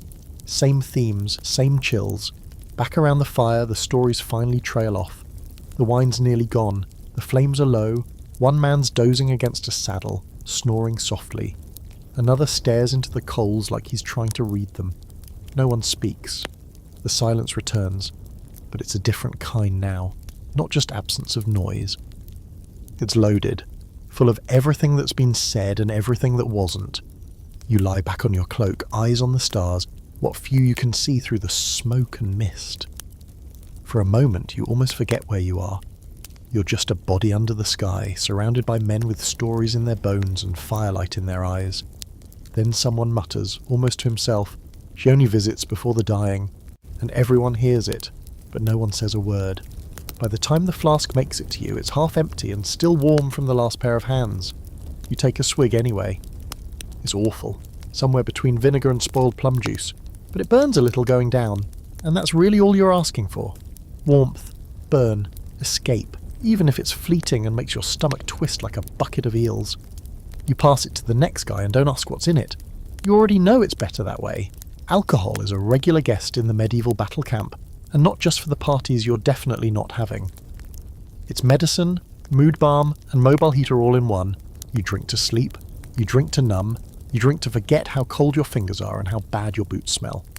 You drink because everyone else is drinking, and because saying no makes people look at you like you're planning to desert, and maybe you are, but not tonight. The man beside you takes a longer pull from the flask than he should. He coughs. Everyone chuckles. A small dry sound like laughter filtered through old leather. No one's really in a festive mood, but there's something about passing around a bottle that feels like a spell. Like maybe, just for a little while, this isn't a field full of frostbitten misery and unspoken trauma. Maybe it's a tavern, a really, really bad one. But still. You settle back down onto your roll, still damp, still straw-stuffed, still vaguely mouse-scented, and pull your cloak tighter. The alcohol spreads slowly from your chest outward, a creeping warmth that's more psychological than physical. You feel your shoulders drop. Your jaw unclenches. It's not sleep yet, but it's a detour. You'll take it. The guy on your other side has already drifted off. You can tell by the way his breath starts to stagger, almost whistling through the hole where one of his front teeth used to be. He's still clutching the neck of his wineskin like it owes him money. He'll wake up freezing and hungover, but for now he looks like the happiest man in camp. Here's the trick with drinking in cold weather. It feels like it helps, but it doesn't. Not really. It dilates your blood vessels, brings warmth to the skin, and convinces your brain that everything's fine. But inside your body is losing heat even faster. That doesn't stop anyone. You've seen men pass out shirtless next to a fire, grinning like they were back home in a summer field. You've seen others vomit in their sleep and roll right back over into it. You once saw a man try to cook with wine instead of water. He caught his cloak on fire and didn't notice until someone tackled him. You drank that stew anyway. It wasn't bad. Historically, alcohol was one of the few things armies could count on. Beer, ale, mead, wine. It didn't matter. It didn't even need to taste good. As long as it burned and didn't kill you too quickly, it had value. Some commanders issued rations of wine or beer to the troops daily, not just for morale, but because the water was often worse. Fermented drinks didn't just make you forget how miserable you were, they kept you alive. Ish. Of course, that meant soldiers got really good at smuggling extra in. You've seen flasks hidden in boots, sewn into bedrolls, even baked into loaves of bread. One man hollowed out the handle of his axe to hide a thin bottle of plum brandy. Ingenious. Dangerous. Predictably he died tripping over his own feet while drunk, but still points for creativity. And here's a particularly disturbing fringe fact. In at least one medieval winter siege, there's record of men boiling down wine to concentrate the alcohol, then mixing it with melted snow and passing it around like medicine. Supposedly it made you sleep hot. More likely it made you unconscious long enough to forget your feet were turning black. Scholars aren't sure how common this practice was, but the fact that it's written down at all says enough. Tonight the wine doesn't knock you out. Not completely. It just pulls your mind sideways, lets it sink into that weird not sleep where you stop thinking in sentences and start thinking in half-formed shapes. You're vaguely aware of the fire's last coals glowing. You hear someone mutter a lullaby in a language you don't understand. You feel your own breath go thick and slow, and then, cold. It returns like a slap.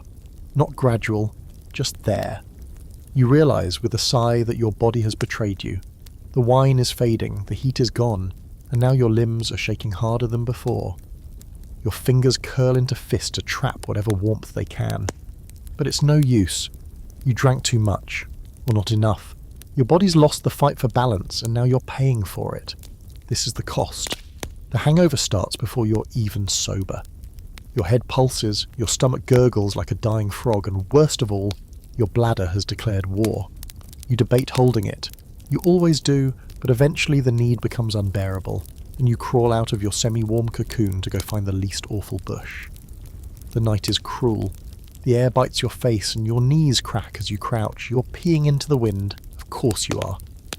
You curse the wine, the weather, the fire, your own bladder, and the man who gave you the first sip, who is now snoring in a position that makes it look like he's trying to fold himself in half. You return to your bedding. It feels colder now. Damper somehow. You curl up again, tucking your hands between your thighs, pressing your knees to your chest. Your head aches. Your stomach grumbles, full of nothing but acidic wine and soldier stew, but you close your eyes anyway. There's a brief moment, just a flicker, where you remember a warm bed, a real one, blankets, a mattress, a soft breeze through a window, not an icy blast across your face. And you almost cry, almost, but then the wind shifts, and you smell someone vomiting behind the scents. And just like that, you're back. There's an odd sort of comfort in realizing that your enemy is just as miserable as you are. Not the abstract other side, not some faceless horde from across the river, or the distant mountains. No, those are still terrifying. But when you finally see the opposing camp, catch a glimpse of the people huddled over their own sputtering fires, wrapped in ragged cloaks, shivering, scratching, and trying to cook something vaguely edible over wet wood, you realize something else entirely. They're not monsters. They're just cold. You get your first real look during a rare moment of uneasy truce, a temporary pause in bloodshed because both sides, frankly, are too exhausted to lift a sword. So for one day and one night, everyone stares at each other from a safe distance across the valley, trying to pretend like the guy across the field wasn't aiming to stab you yesterday, or won't be again tomorrow. Their camp isn't far, a few 100 yards down the hill, broken into clumps, just like yours. Small fires dot the landscape, barely visible through the mist that creeps in as the sun drops. Their smoke mingles with yours in the air, thin and blue, like the breath of ghosts circling over both armies. You squint through the trees and see movement. Shadows hunched over, hands reaching toward the fire. Figures curling up on the ground just the same way you did last night. They look like you. Worse dressed, maybe. Or better fed. Or younger. But the sameness is unavoidable. Even their tents are patched with similar cloth. You can just make out the shape of a man trying to light a pipe with shaking hands. Another one is holding up a fur, probably trading or arguing. A third is lying flat on his back with his feet in the air, like he's trying to dry his socks by the heat of a single candle. That's a universal problem. Wet socks, even in war. A few soldiers on your side scoff at the sight. One jokes about how the enemy builds their fires like children, and another mutters something about lice so big they need helmets, but their voices lack conviction. Because no matter how you spin it, the truth is simple. Those men are freezing just like you, and tomorrow you might have to kill one of them. You lean against a tree, letting your breath cloud in front of you, and wonder what their beds are like. Are they lying on straw, mud? Did they find pine needles like you did last week? Are they also wrapping their boots in cloth at night to stop the chill from sinking through the soles? You wouldn't be surprised. Historical records show just how similar opposing armies could be during campaigns. Different flags, different languages, but often the same gear, the same strategies, the same suffering. During the 100 Years' War, English and French soldiers sometimes camped within earshot of each other, each listening to the other's songs and taunts echoing through the trees.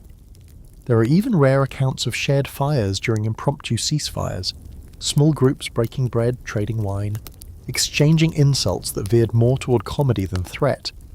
You see none of that tonight, of course. No one's crossing the field, no one's waving a white flag and inviting the other side to share some boiled oats. But there is a moment, just past midnight, when your fire flares and casts a little more light than usual.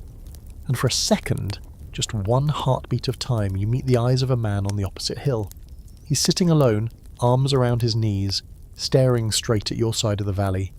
No armour, just wool and shadow. His face is thin, mouth drawn in a tight line, but his eyes aren't full of hate, just exhaustion. You don't nod, you don't wave, but you don't look away either, and that's something. Fringe fact of the night? During winter campaigns in the Alps, there are rumours, unconfirmed but persistent, of soldiers from both sides sleeping in the same abandoned barns at night, then returning to their own sides come morning. No violence, no words, just two groups of freezing men agreeing silently that sleep outweighed enmity. And then the war resumed at dawn. Modern scholars argue over how common those moments were. Some say they were rare, romanticised after the fact. Others insist that battlefield humanity existed even in the ugliest wars, especially when weather reduced everyone to their base instincts: hunger, warmth, rest, the things that turn enemies into people, at least temporarily. Back at your own fire, someone stirs the coals and the light shifts. The man on the opposite hill disappears into the dark again. You don't know his name, you never will, but you're almost certain he's lying on the same kind of lumpy ground you are, cursing the same damp cloak, muttering the same half-prayer before sleep. As the fire dies down again, your camp goes quiet. Not peaceful, just quieter. Some men sleep, some toss and turn. One is scratching at his thigh like he's trying to dig something out.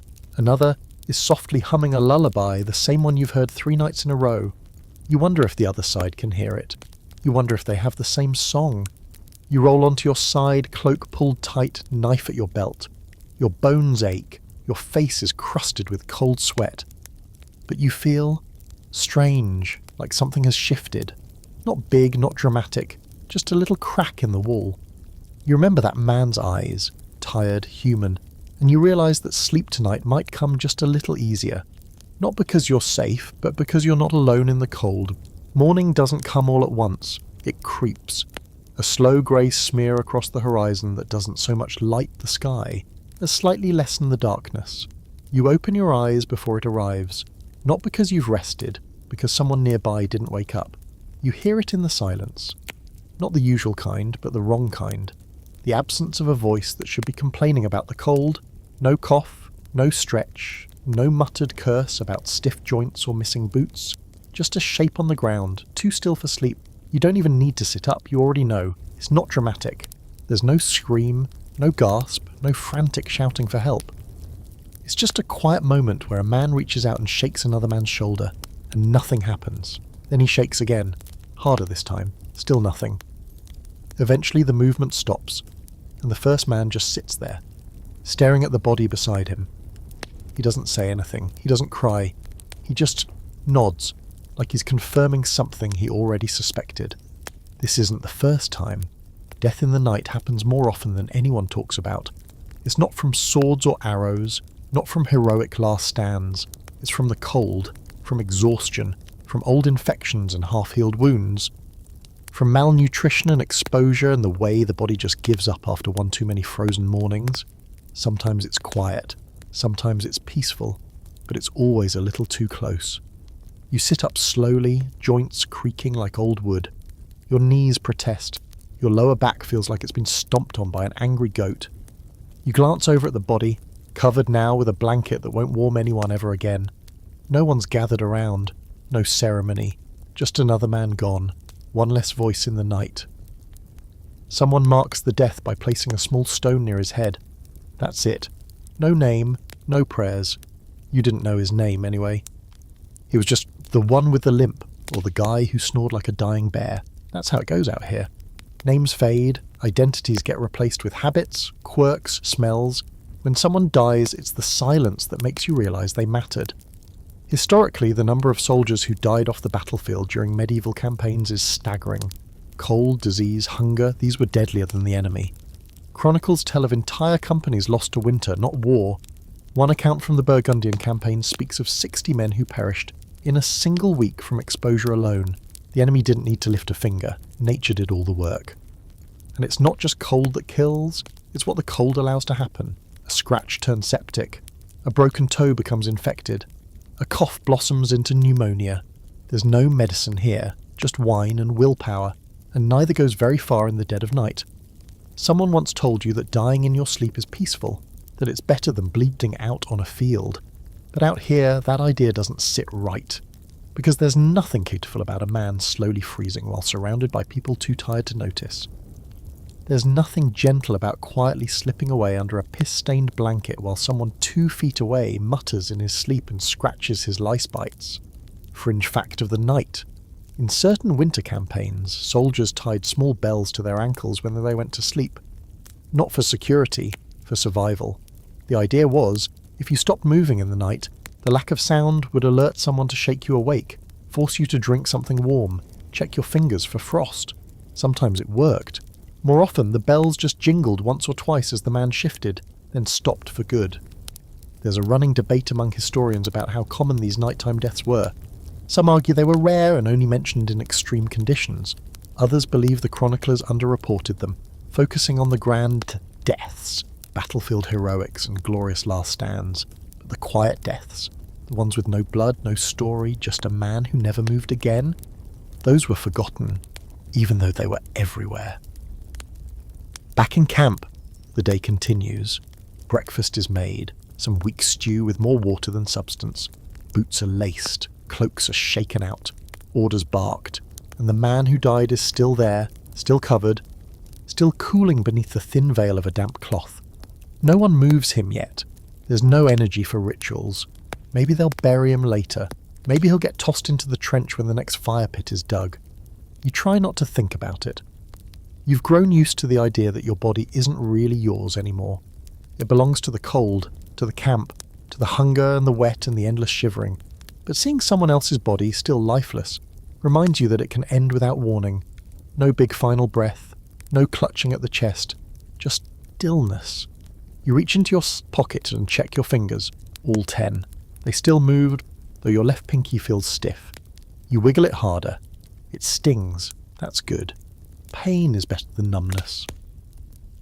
You breathe into your hands and rub them together, watching the mist from your mouth drift away. You mutter something under your breath. Not a prayer, just words. You don't know if anyone hears, but you do it anyway. You glance again at the blanket. Sir, one more time, then you turn away. There are boots to tighten, fires to feed, marching to prepare for. War waits for no man, not even the ones who don't wake up. There's a dog pressed against your side. You're not entirely sure when it got there, somewhere between dreamless sleep and the first twitch of dawn, but now it's curled up beside you like it's always belonged. Wiry, mangy and warm, mostly warm. Its ribs rise and fall with slow, shallow breaths, and it smells like damp hay and old meat. But you don't move. You wouldn't dare, because it's the first decent heat you've felt in days that didn't come from fire or alcohol. And more importantly, it's not dead. Animal heat. You've heard of it, even joked about it. Until now. Until you found yourself shoulder to fur with a mutt that may or may not have eaten a man once. But warmth is warmth, and you pull your cloak tighter around both of you and close your eyes again, just for a few more minutes. You're not asleep, not really. Just existing in a slightly less awful state of consciousness. You're not the only one. Over by the wagon pile, 2 soldiers are sleeping back to back with a mule between them. The beast's long face droops toward the ground, steam rising from its nostrils.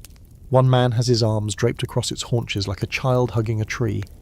A few paces farther, someone's sharing his blanket with a shaggy goat, both of them snoring in unison like an unholy duet. You're beginning to suspect the animals are smarter than the soldiers. At least they know how to find body heat and hoard it like treasure. This isn't rare. Not anymore. When the cold becomes an enemy you can't fight with blades, you make deals wherever you can. Man and beast, huddled together, drawing warmth from each other like poor men stealing bread. The camp becomes less an army and more a barn. Grunts of pigs, breathy whickers from horses, the occasional bark, all woven in with the human sounds of snoring, teeth chattering, and the occasional sleep-muttered curse. The dog shifts against you, back legs kicking as if chasing something in its sleep. You hold still, trying not to disturb whatever rodent it's murdering in its dreams. You glance down. It's scarred along one side, half an ear missing, a constellation of old burns and bites on its neck. A survivor. You nod to it silently. Respect. Historically, animals in medieval camps weren't just work tools, they were insulation. Dogs especially. Some units even brought them intentionally, not just for guarding, but for the warmth. There's written record of warhounds in northern campaigns being allowed to sleep beside their masters, even in tents to keep the frost at bay. Horses too, though less for cuddling and more for the sheer body heat they radiated. Entire squads would sleep near the horse line, using them as massive, living heaters. Horses didn't seem to mind. Most were too tired to notice. And in more desperate situations, soldiers slept under carts with livestock burrowed into hay beside sheep, or, in one grim tale, inside a gutted cow during a mountain blizzard. Yes, that one again. Boom. You've heard it a few times now, everyone swears it happened. No one wants to verify the details. And frankly, you don't want to ask. The fringe fact tonight? There's a 12th century document that describes a Flemish knight sleeping with a goose under his cloak for 3 weeks during a siege, not eating it, not trading it, just keeping it warm and letting it keep him warm. The goose survived. So did the knight. The document doesn't say what happened to their relationship afterward. You stroke the dog's back once, absent-mindedly. It growls faintly, not a threat, just a reminder that affection is tolerated, not expected. You withdraw your hand, nod again, and shift your weight to ease the ache in your hip. The straw underneath you has flattened completely. Might as well be lying on a frozen stone. You consider adding the dog to your roll permanently, but you know how these things go. Tomorrow it'll be gone, following some cook with scraps. Or worse, someone once said you could tell how far a campaign had gone by how close the men slept to the animals. Early on, everyone sticks to their own, pride still intact, personal space still a concept. A few weeks in and the lines start to blur. A month in, you're holding a chicken like a pillow and offering to share fleas with your bunkmate. In your own corner of camp, the fire's burned low. You can see the outline of a man using his saddle as a pillow, mouth open wide, snoring like a dying furnace. Beside him, another has burrowed halfway under a pile of horse blankets, probably stolen, definitely lice-infested. No one says a word. Possession is 9/10 of warmth out here. Scholars still debate whether medieval soldiers really got this cosy with animals, or if these accounts are embellished over time, but given how desperate people get when temperatures drop and nights stretch long and merciless, it tracks. People will do anything to survive. Pride is the first thing to freeze and fall off. You feel the dog shift again, this time curling closer. Its nose presses into your side. The cloak rustles as you tug it higher over both of you, forming a little tent of stink and survival. You can hear its heartbeat now, quick and steady. You match your breathing to it, just for something to focus on. Inhale, exhale. Inhale, exhale. Somewhere nearby, a rooster crows. Too early, too cold, no one moves. The fire sputters, someone groans, the dog sighs in its sleep. You don't sleep again, not really, but you lie there with that mutt pressed against you, and for the first time in a long while, you're not shivering. You call that a win. By now, you can build a shelter out of anything. Branches, rags. 2 sticks and a whole lot of wishful thinking. Tonight the rain comes back, not a storm, just that drizzling, half-committed kind that never quite pours but never stops either. It leaks from the sky like a guilty apology, soaking your bedroll, your boots, and the top of your head. Even with your hood pulled down so far, you're basically looking through a tunnel, which is exactly why you're under a lean-to made of brush, rope, and a whole lot of creative cursing. It's not impressive. It leans a little too far to the left and sags ominously when the wind picks up, but it's yours. You spent the better part of the afternoon digging a shallow trench for runoff and jamming forked branches into the mud until one of them stuck well enough to hold the weight of your roof, which, let's be honest, is mostly wet leaves, stolen horse blankets scrub, and something that might have been someone's cloak before it got a little too close to a fire. But when you crawl inside and sit down on your damp straw, it almost feels like safety. Almost. The man next to you, one of the quieter ones, tugs at a rope he's rigged to hold up his own brush shelter. His knots are better than yours. You hate him for about 5 seconds, then decide he's a useful neighbour to have. If yours collapses, maybe you'll just roll under his and pretend you're part of his unit. That's how it works out here. Personal boundaries are flexible, especially in the rain. These little shelters, called bivouacs in the more civilized parts of the world, are the only real architecture in the average medieval field camp. Unless you're rich or important, you don't get a tent. You get time, effort, and the hope that your shelter doesn't blow away at 3 a.m. It's not that the army won't give you a tent, it's that the army has other things to worry about, like feeding you.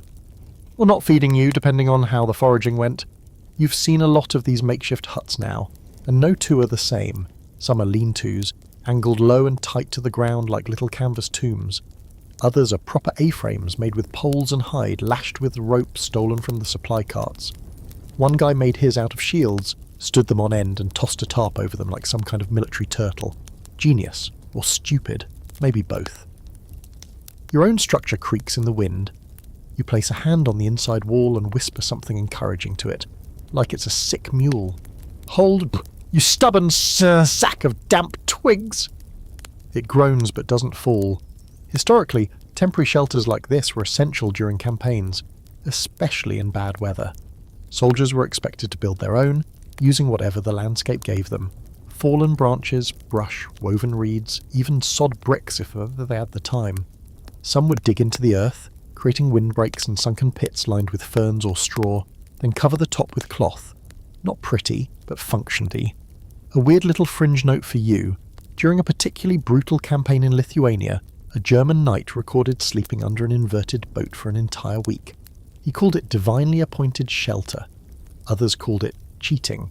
Either way, he stayed dry. The guy in the next shelter coughs, spits into the mud and mutters something about his back.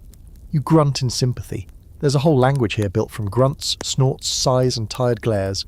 You've learned to interpret a dozen variations of ugh, from my foot's on fire to if it rains another hour, I will simply perish. Inside your shelter it's not dry, but it's drier than outside, which is a kind of win. Water still drips through in slow cold beads that land precisely on the side of your neck or just inside your collar. You shift a curse, adjust the angle of your shoulder. But overall, this is luxury. You lean back against the forked branch you jammed into the ground and feel it bow slightly under your weight. You've named it Walter. Walter is holding up pretty well. The fire is down to embers now. You banked it carefully before crawling into your brush hut, covering the coals with ash and a slab of old bark. There's a soft glow reflecting off the wet ground, barely enough to see by, but enough to let you know you're not alone. Around the camp, dozens of these little huddles blink like dying stars, each with a tired, half-soaked soul curled beneath them. No one sings tonight, no stories, just the gentle hiss of rain on leaves and the occasional snap of twigs as someone gets up to answer nature's call and immediately regrets it. There's an odd comfort to it all, though. Everyone's suffering together. Every man in his little hidey hole of desperation, trying to carve out 6 hours of semi-dry existence before sunrise and marching boots. You close your eyes, listening to the rhythmic plink, plink, plink of rainwater dripping from the edge of your shelter into the trench you dug earlier.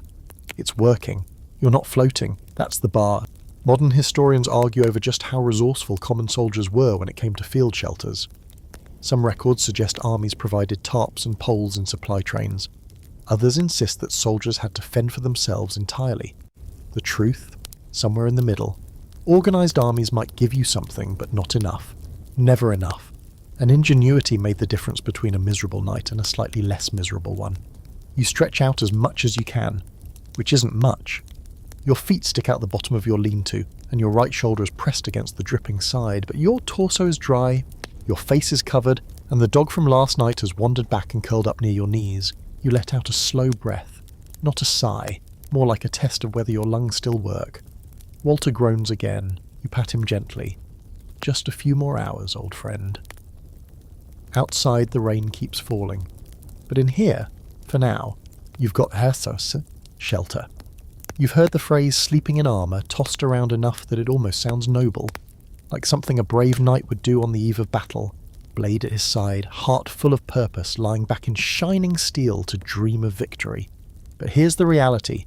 Sleeping in armour is about as comfortable as hugging a pile of angry kitchenware while someone slowly lowers you into a frozen pond. You've tried it. Everyone's tried it. And the verdict is unanimous. It's an act of desperation, not valour. Tonight, you're desperate. The warnings were clear. Scouts came back tense, whispering about movement in the woods, missing livestock, strange tracks. You saw the captain's face when he looked at the maps, pale and tight-lipped. No one's saying it out loud, but everyone knows what it means. An ambush is likely. Maybe not tonight, maybe not even tomorrow, but soon.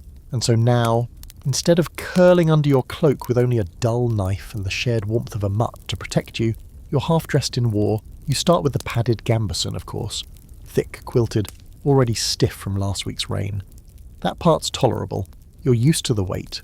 Then the chainmail hauberk, heavy, cold, and full of sharp little edges that find the exact wrong place to press into. You grunt as you wrangle it over your head, the rings clinking like a bag of angry coins. The moment it settles on your shoulders, you remember every bruise it ever gave you. It's like sleeping wrapped in steel thorns. You skip the greaves.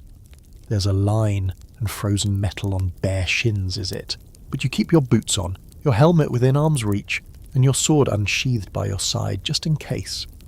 You shift onto your back, chainmail clinking with every motion, and immediately regret everything. The rings press into your ribs, your collarbone, the back of your neck. You try your side. Worse, the mail folds, pinches your armpit, digs into your hip. You try your stomach. Better, until the cold metal sucks the warmth right out of your chest. This is how the night begins. Someone nearby tries to roll over in full armour. The sound he makes is somewhere between a groan and a dying donkey. Someone else mutters, "Bloody idiot," not out of cruelty, but from experience. You've all made the same mistake.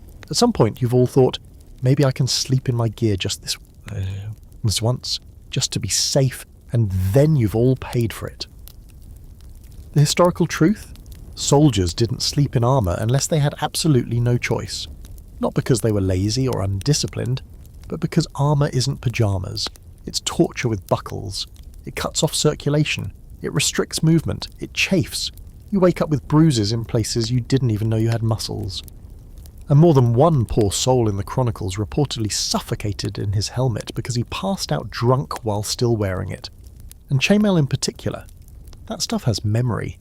It twists, folds and locks into the exact worst shape possible the moment you stop moving. You spend half the night adjusting links that have curled under your jaw or wedged themselves behind your knees, like tiny, freezing insects. It's less like wearing protection and more like bedding down in a cold metal bear trap. You shift again. A small blessing. Your gambeson keeps most of the mail from biting too deeply, but the pressure on your spine is real.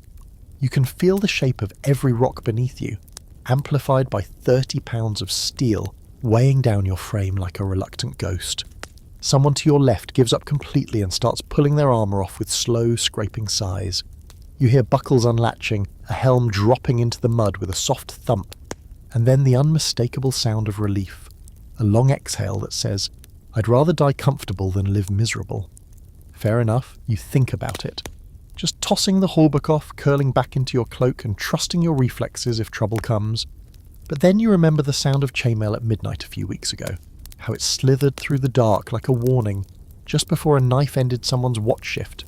You tighten your cloak over the armour instead and lie still. Here's a fringe little nugget for you. In some siege campaigns, soldiers did sleep in full armour, but only standing up. Propped against walls, locked in formation, spears resting on shoulders. One chronicler described it as an orchard of metal men. Another described it as the most miserable night of my life. You believe both. There is still scholarly argument over how often this happened. Some believe it was ceremonial or exaggerated. Others say it was real, born out of sheer necessity when an attack was expected at any moment. Either way, it speaks volumes about the level of discomfort a soldier was willing to endure for the illusion of safety. You tug your hood lower, trying to trap some warmth against your cheeks. The armour breathes cold. It doesn't hold heat. It radiates it away like you're lying in a snowdrift made of knives. Your breath fogs up inside your cloak, wetting the fabric, and now you're both cold and damp. You tell yourself it's worth it. You lie. A lot these days. The dog from last night noses under the edge of your blanket and huffs once, then curls up near your side like an insult. You are pretty sure it's judging your choices. Eventually, somehow your body stops complaining as loudly. Not because you've gotten comfortable, but because you've reached that point of fatigue where even pain becomes background noise. The pressure in your knees, the numbness in your shoulder, the chill in your spine, they're all part of the equation now. Normal, expected. You close your eyes and let your mind go slack. You don't sleep. Not really, but your body plays dead for a while, and you hope the enemy does too. Morning doesn't wake you so much as yank you out of a full-body rust. It starts with your knee, a stiff jolt as you try to stretch and immediately regret it. Your back follows, then your hip, then your neck, each part of your body creaking like you've been sleeping under a collapsed bookshelf. You shift under your blanket, groan softly, and instantly become aware of two things. You are somehow colder than you were when you fell asleep, and your body has fused with the ground. The armour didn't help. You knew it wouldn't. You peel yourself off the frozen mud inch by inch, the gambeson clinging to your undershirt like old bread stuck to the bottom of a pan. Everything hurts. Your shoulders are stiff, your calves feel like wound-up rope, and your right elbow makes a very suspicious popping sound as you flex it. You're not worried. That's just morning music out here. Pop, creak, groan, wheeze, the official symphony of waking up in a medieval battle camp. Your fingers are the worst. You hold them up to your face and watch as they tremble, tinge red around the knuckles and white at the tips. Numb, again. You curl them into fists, try to coax blood back in. It's like waking up with 10 wet sticks taped to your hands. You slap them together for warmth, then shove them under your armpits.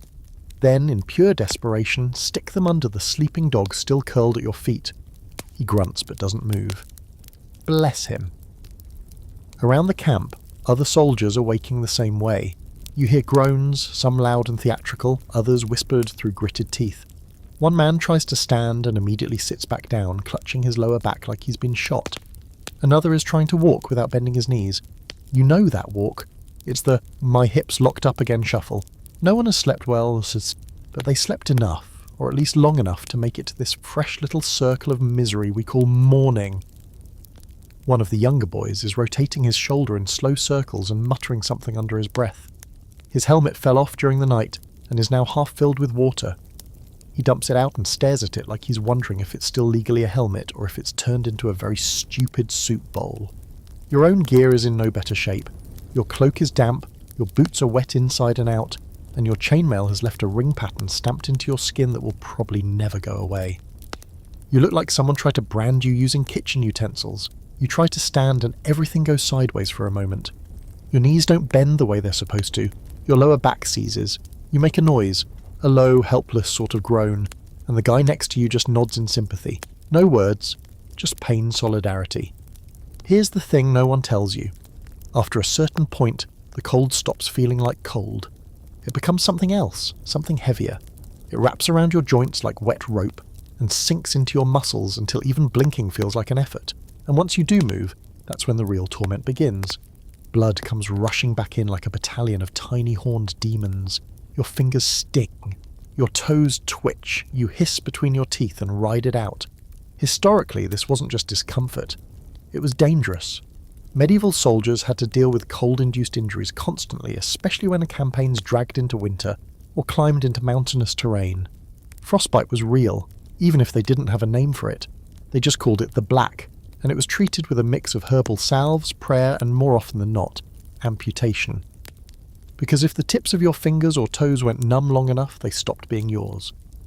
In more organised armies, officers sometimes conducted morning inspections specifically to check for frost damage, making men line up and show their hands, bare their feet.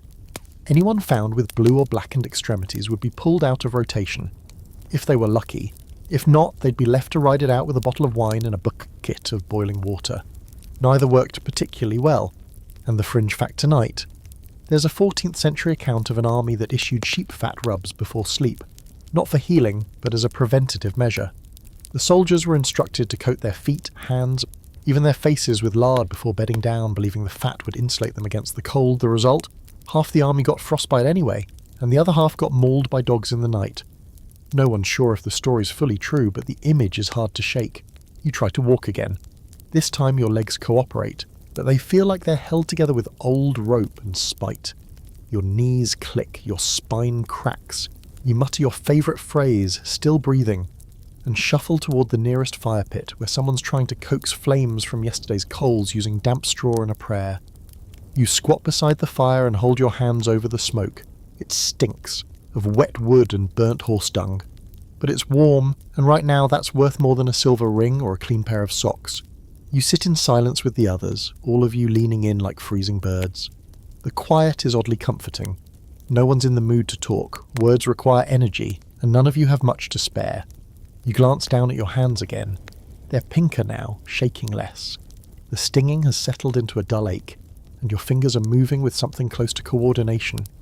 You flex them one by one, and let out a breath you didn't realise you were holding. You survive the night.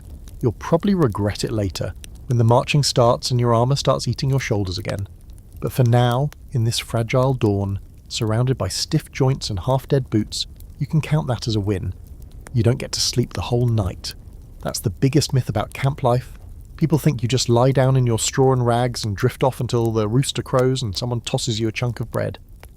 But sleep here doesn't come in long, peaceful stretches. It comes in broken, jittery pieces, like dropped coins scattered across a stone floor.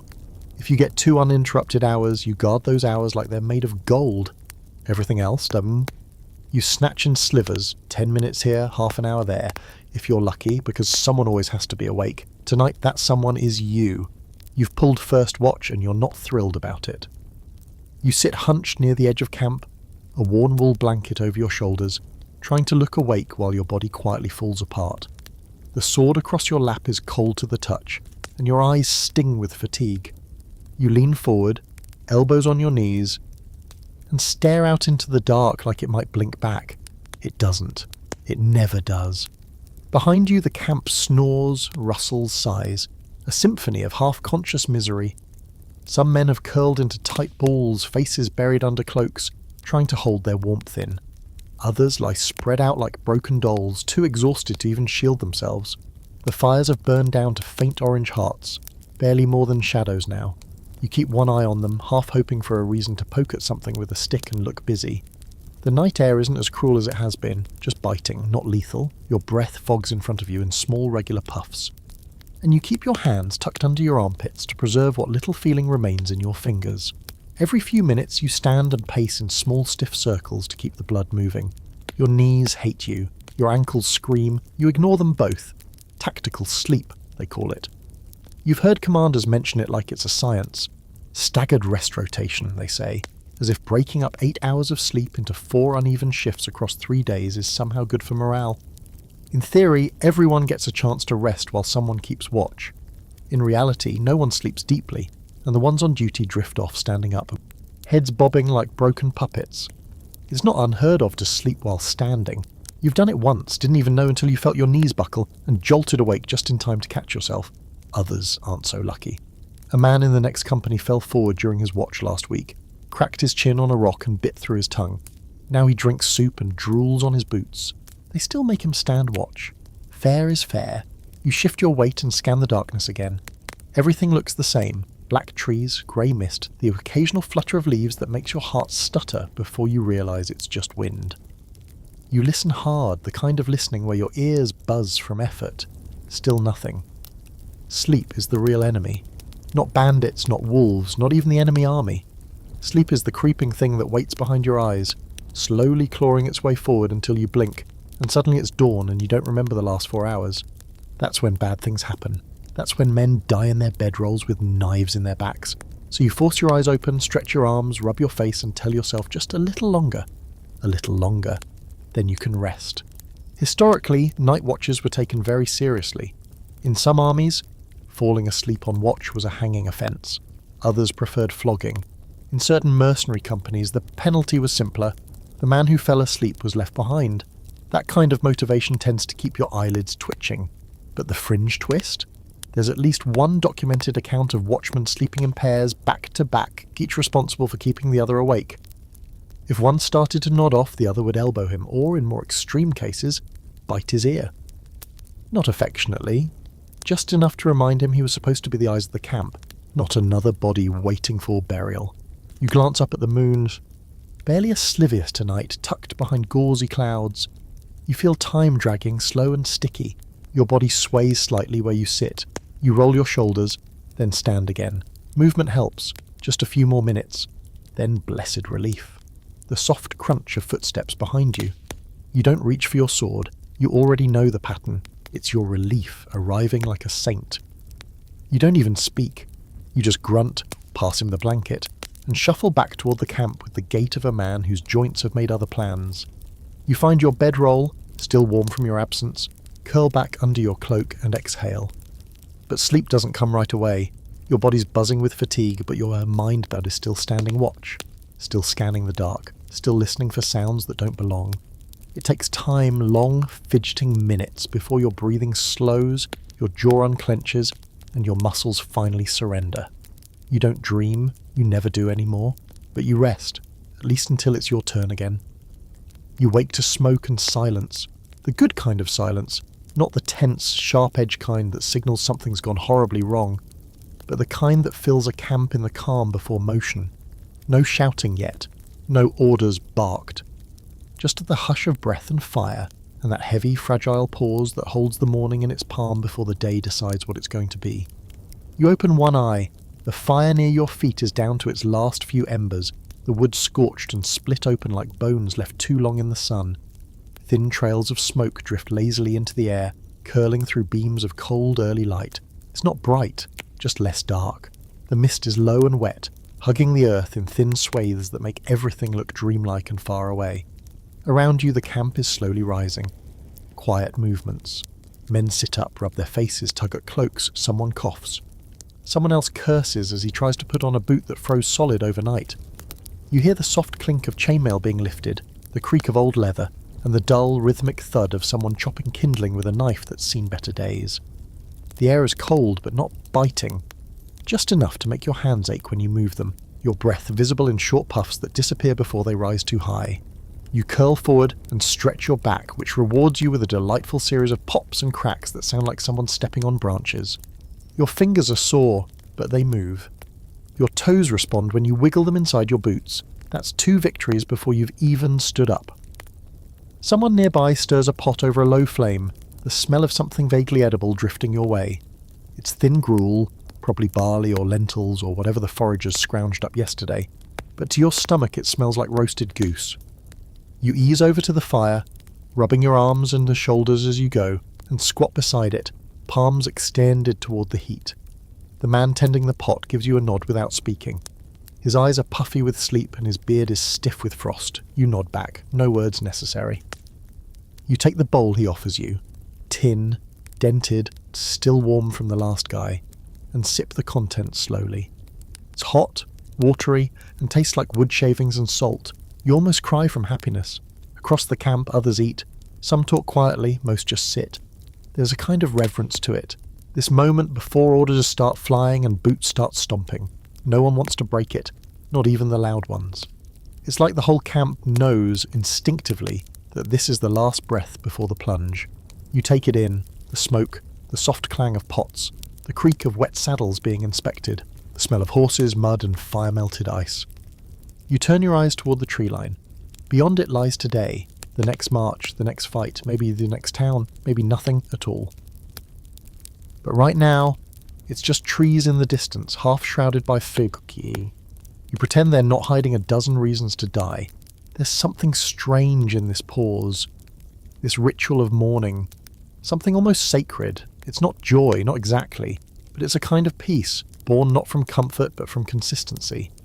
You know what comes next. Pack your things, lace your boots, hoist your gear, wait for the order, move, march, repeat. There's a rhythm to it, a grim music, and in that music, there's a kind of survival. You look down at your hands, dirty, cracked. One knuckle is split and weeping a little. You wipe it on your tunic. The leather of your gloves is stiff with dried sweat, but you pull them on anyway. Cold fingers are a liability. You've learned that the hard way. Historically, morning in a medieval battle camp was a critical window. The first few hours of daylight were spent assessing injuries, checking weapons, gathering firewood and, if luck held, eating. Officers walked the lines, scanning for signs of fatigue or desertion. Camp followers refilled water barrels, squads reassembled, all of it done quickly, often silently, because the enemy could be just beyond the trees, just beyond the hill, or worse, already watching. And here's your final fringe fact of the night. In some companies, soldiers believed the smoke from the morning fires carried messages to the dead, that the scent of ash and broth and sweat rising into the sky would reach fallen comrades and tell them the company still marched. Some men would even whisper names into the fire just before the embers died out. Names of friends, brothers, fathers. You don't know if that's true. But it's the kind of thing you'd believe when you've been sleeping in mud and fear for 30 nights straight. You finish your food, stand slowly. Every joint protests. Your body is a map of bruises, aches and cold patches. But you're upright, you're still here. The captain begins calling names. Men answer, one by one, voices gruff and scratchy. The list gets shorter every day. No one talks about that.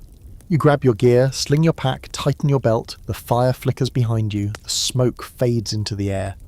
You take one last look at the small patch of earth where you slept and wonder if it'll remember you. Then you turn and join the line. The sun is a pale smear in the sky, too weak to warm anything, but bright enough to make you squint. Boots crunch on frost-hardened grass. Someone coughs again, someone else mutters a prayer. And just like that, the camp moves. Another night survived, another march ahead, and maybe, just maybe, a real bed waiting somewhere. Someday. So you made it. Somehow. Through 30 nights of mud, fire, frost, and human snoring so violent it should qualify as siege warfare. You've slept in damp straw, under brush huts, wrapped in furs that probably belonged to someone else, and possibly something else. Layered in wool, half frozen in chainmail, curled beside a farting mule, and wide-eyed through night watch with a blade on your lap and your bladder full. And every single time you woke up stiff, sore, and vaguely surprised to still have all your fingers. Because that's what sleep was in a medieval battle camp. Not rest, not comfort, survival. a negotiation between body and cold, between exhaustion and danger. You didn't get peace, you got pause, just long enough to keep going, to lift your sword the next day, to march another 12 miles in wet boots and sour cheese breath, dreaming of dry feet and not dying. Along the way you learned things. How a gambeson becomes a mattress, why you never sleep in full armour unless you're feeling particularly masochistic, that dogs, goats and horses make better heaters than half the soldiers in your unit. You learned that a campfire isn't just warmth, it's community, defence, and sometimes your only friend when the dark starts whispering weird things, and you learned the quiet horror of waking up and realising someone didn't. That's war, medieval style, raw, cold, and stitched together with faith, mud, and a little bit of dumb luck. Now, as you step away from that long, aching stretch of sleepless nights, maybe take a moment to appreciate your bed, your real bed, the one with a mattress and sheets and a pillow that doesn't smell like wet leather and disappointment. Pull those covers a little tighter tonight. Feel that warmth soak into your limbs. And if you wake up tomorrow with all your toes still attached, you're already winning. Thanks for sticking with me through this long, chilly journey. If you enjoyed it, hey, maybe like the video and subscribe, or don't. I'm not your commander. But if you do come back, bring a blanket. The next story might be even colder.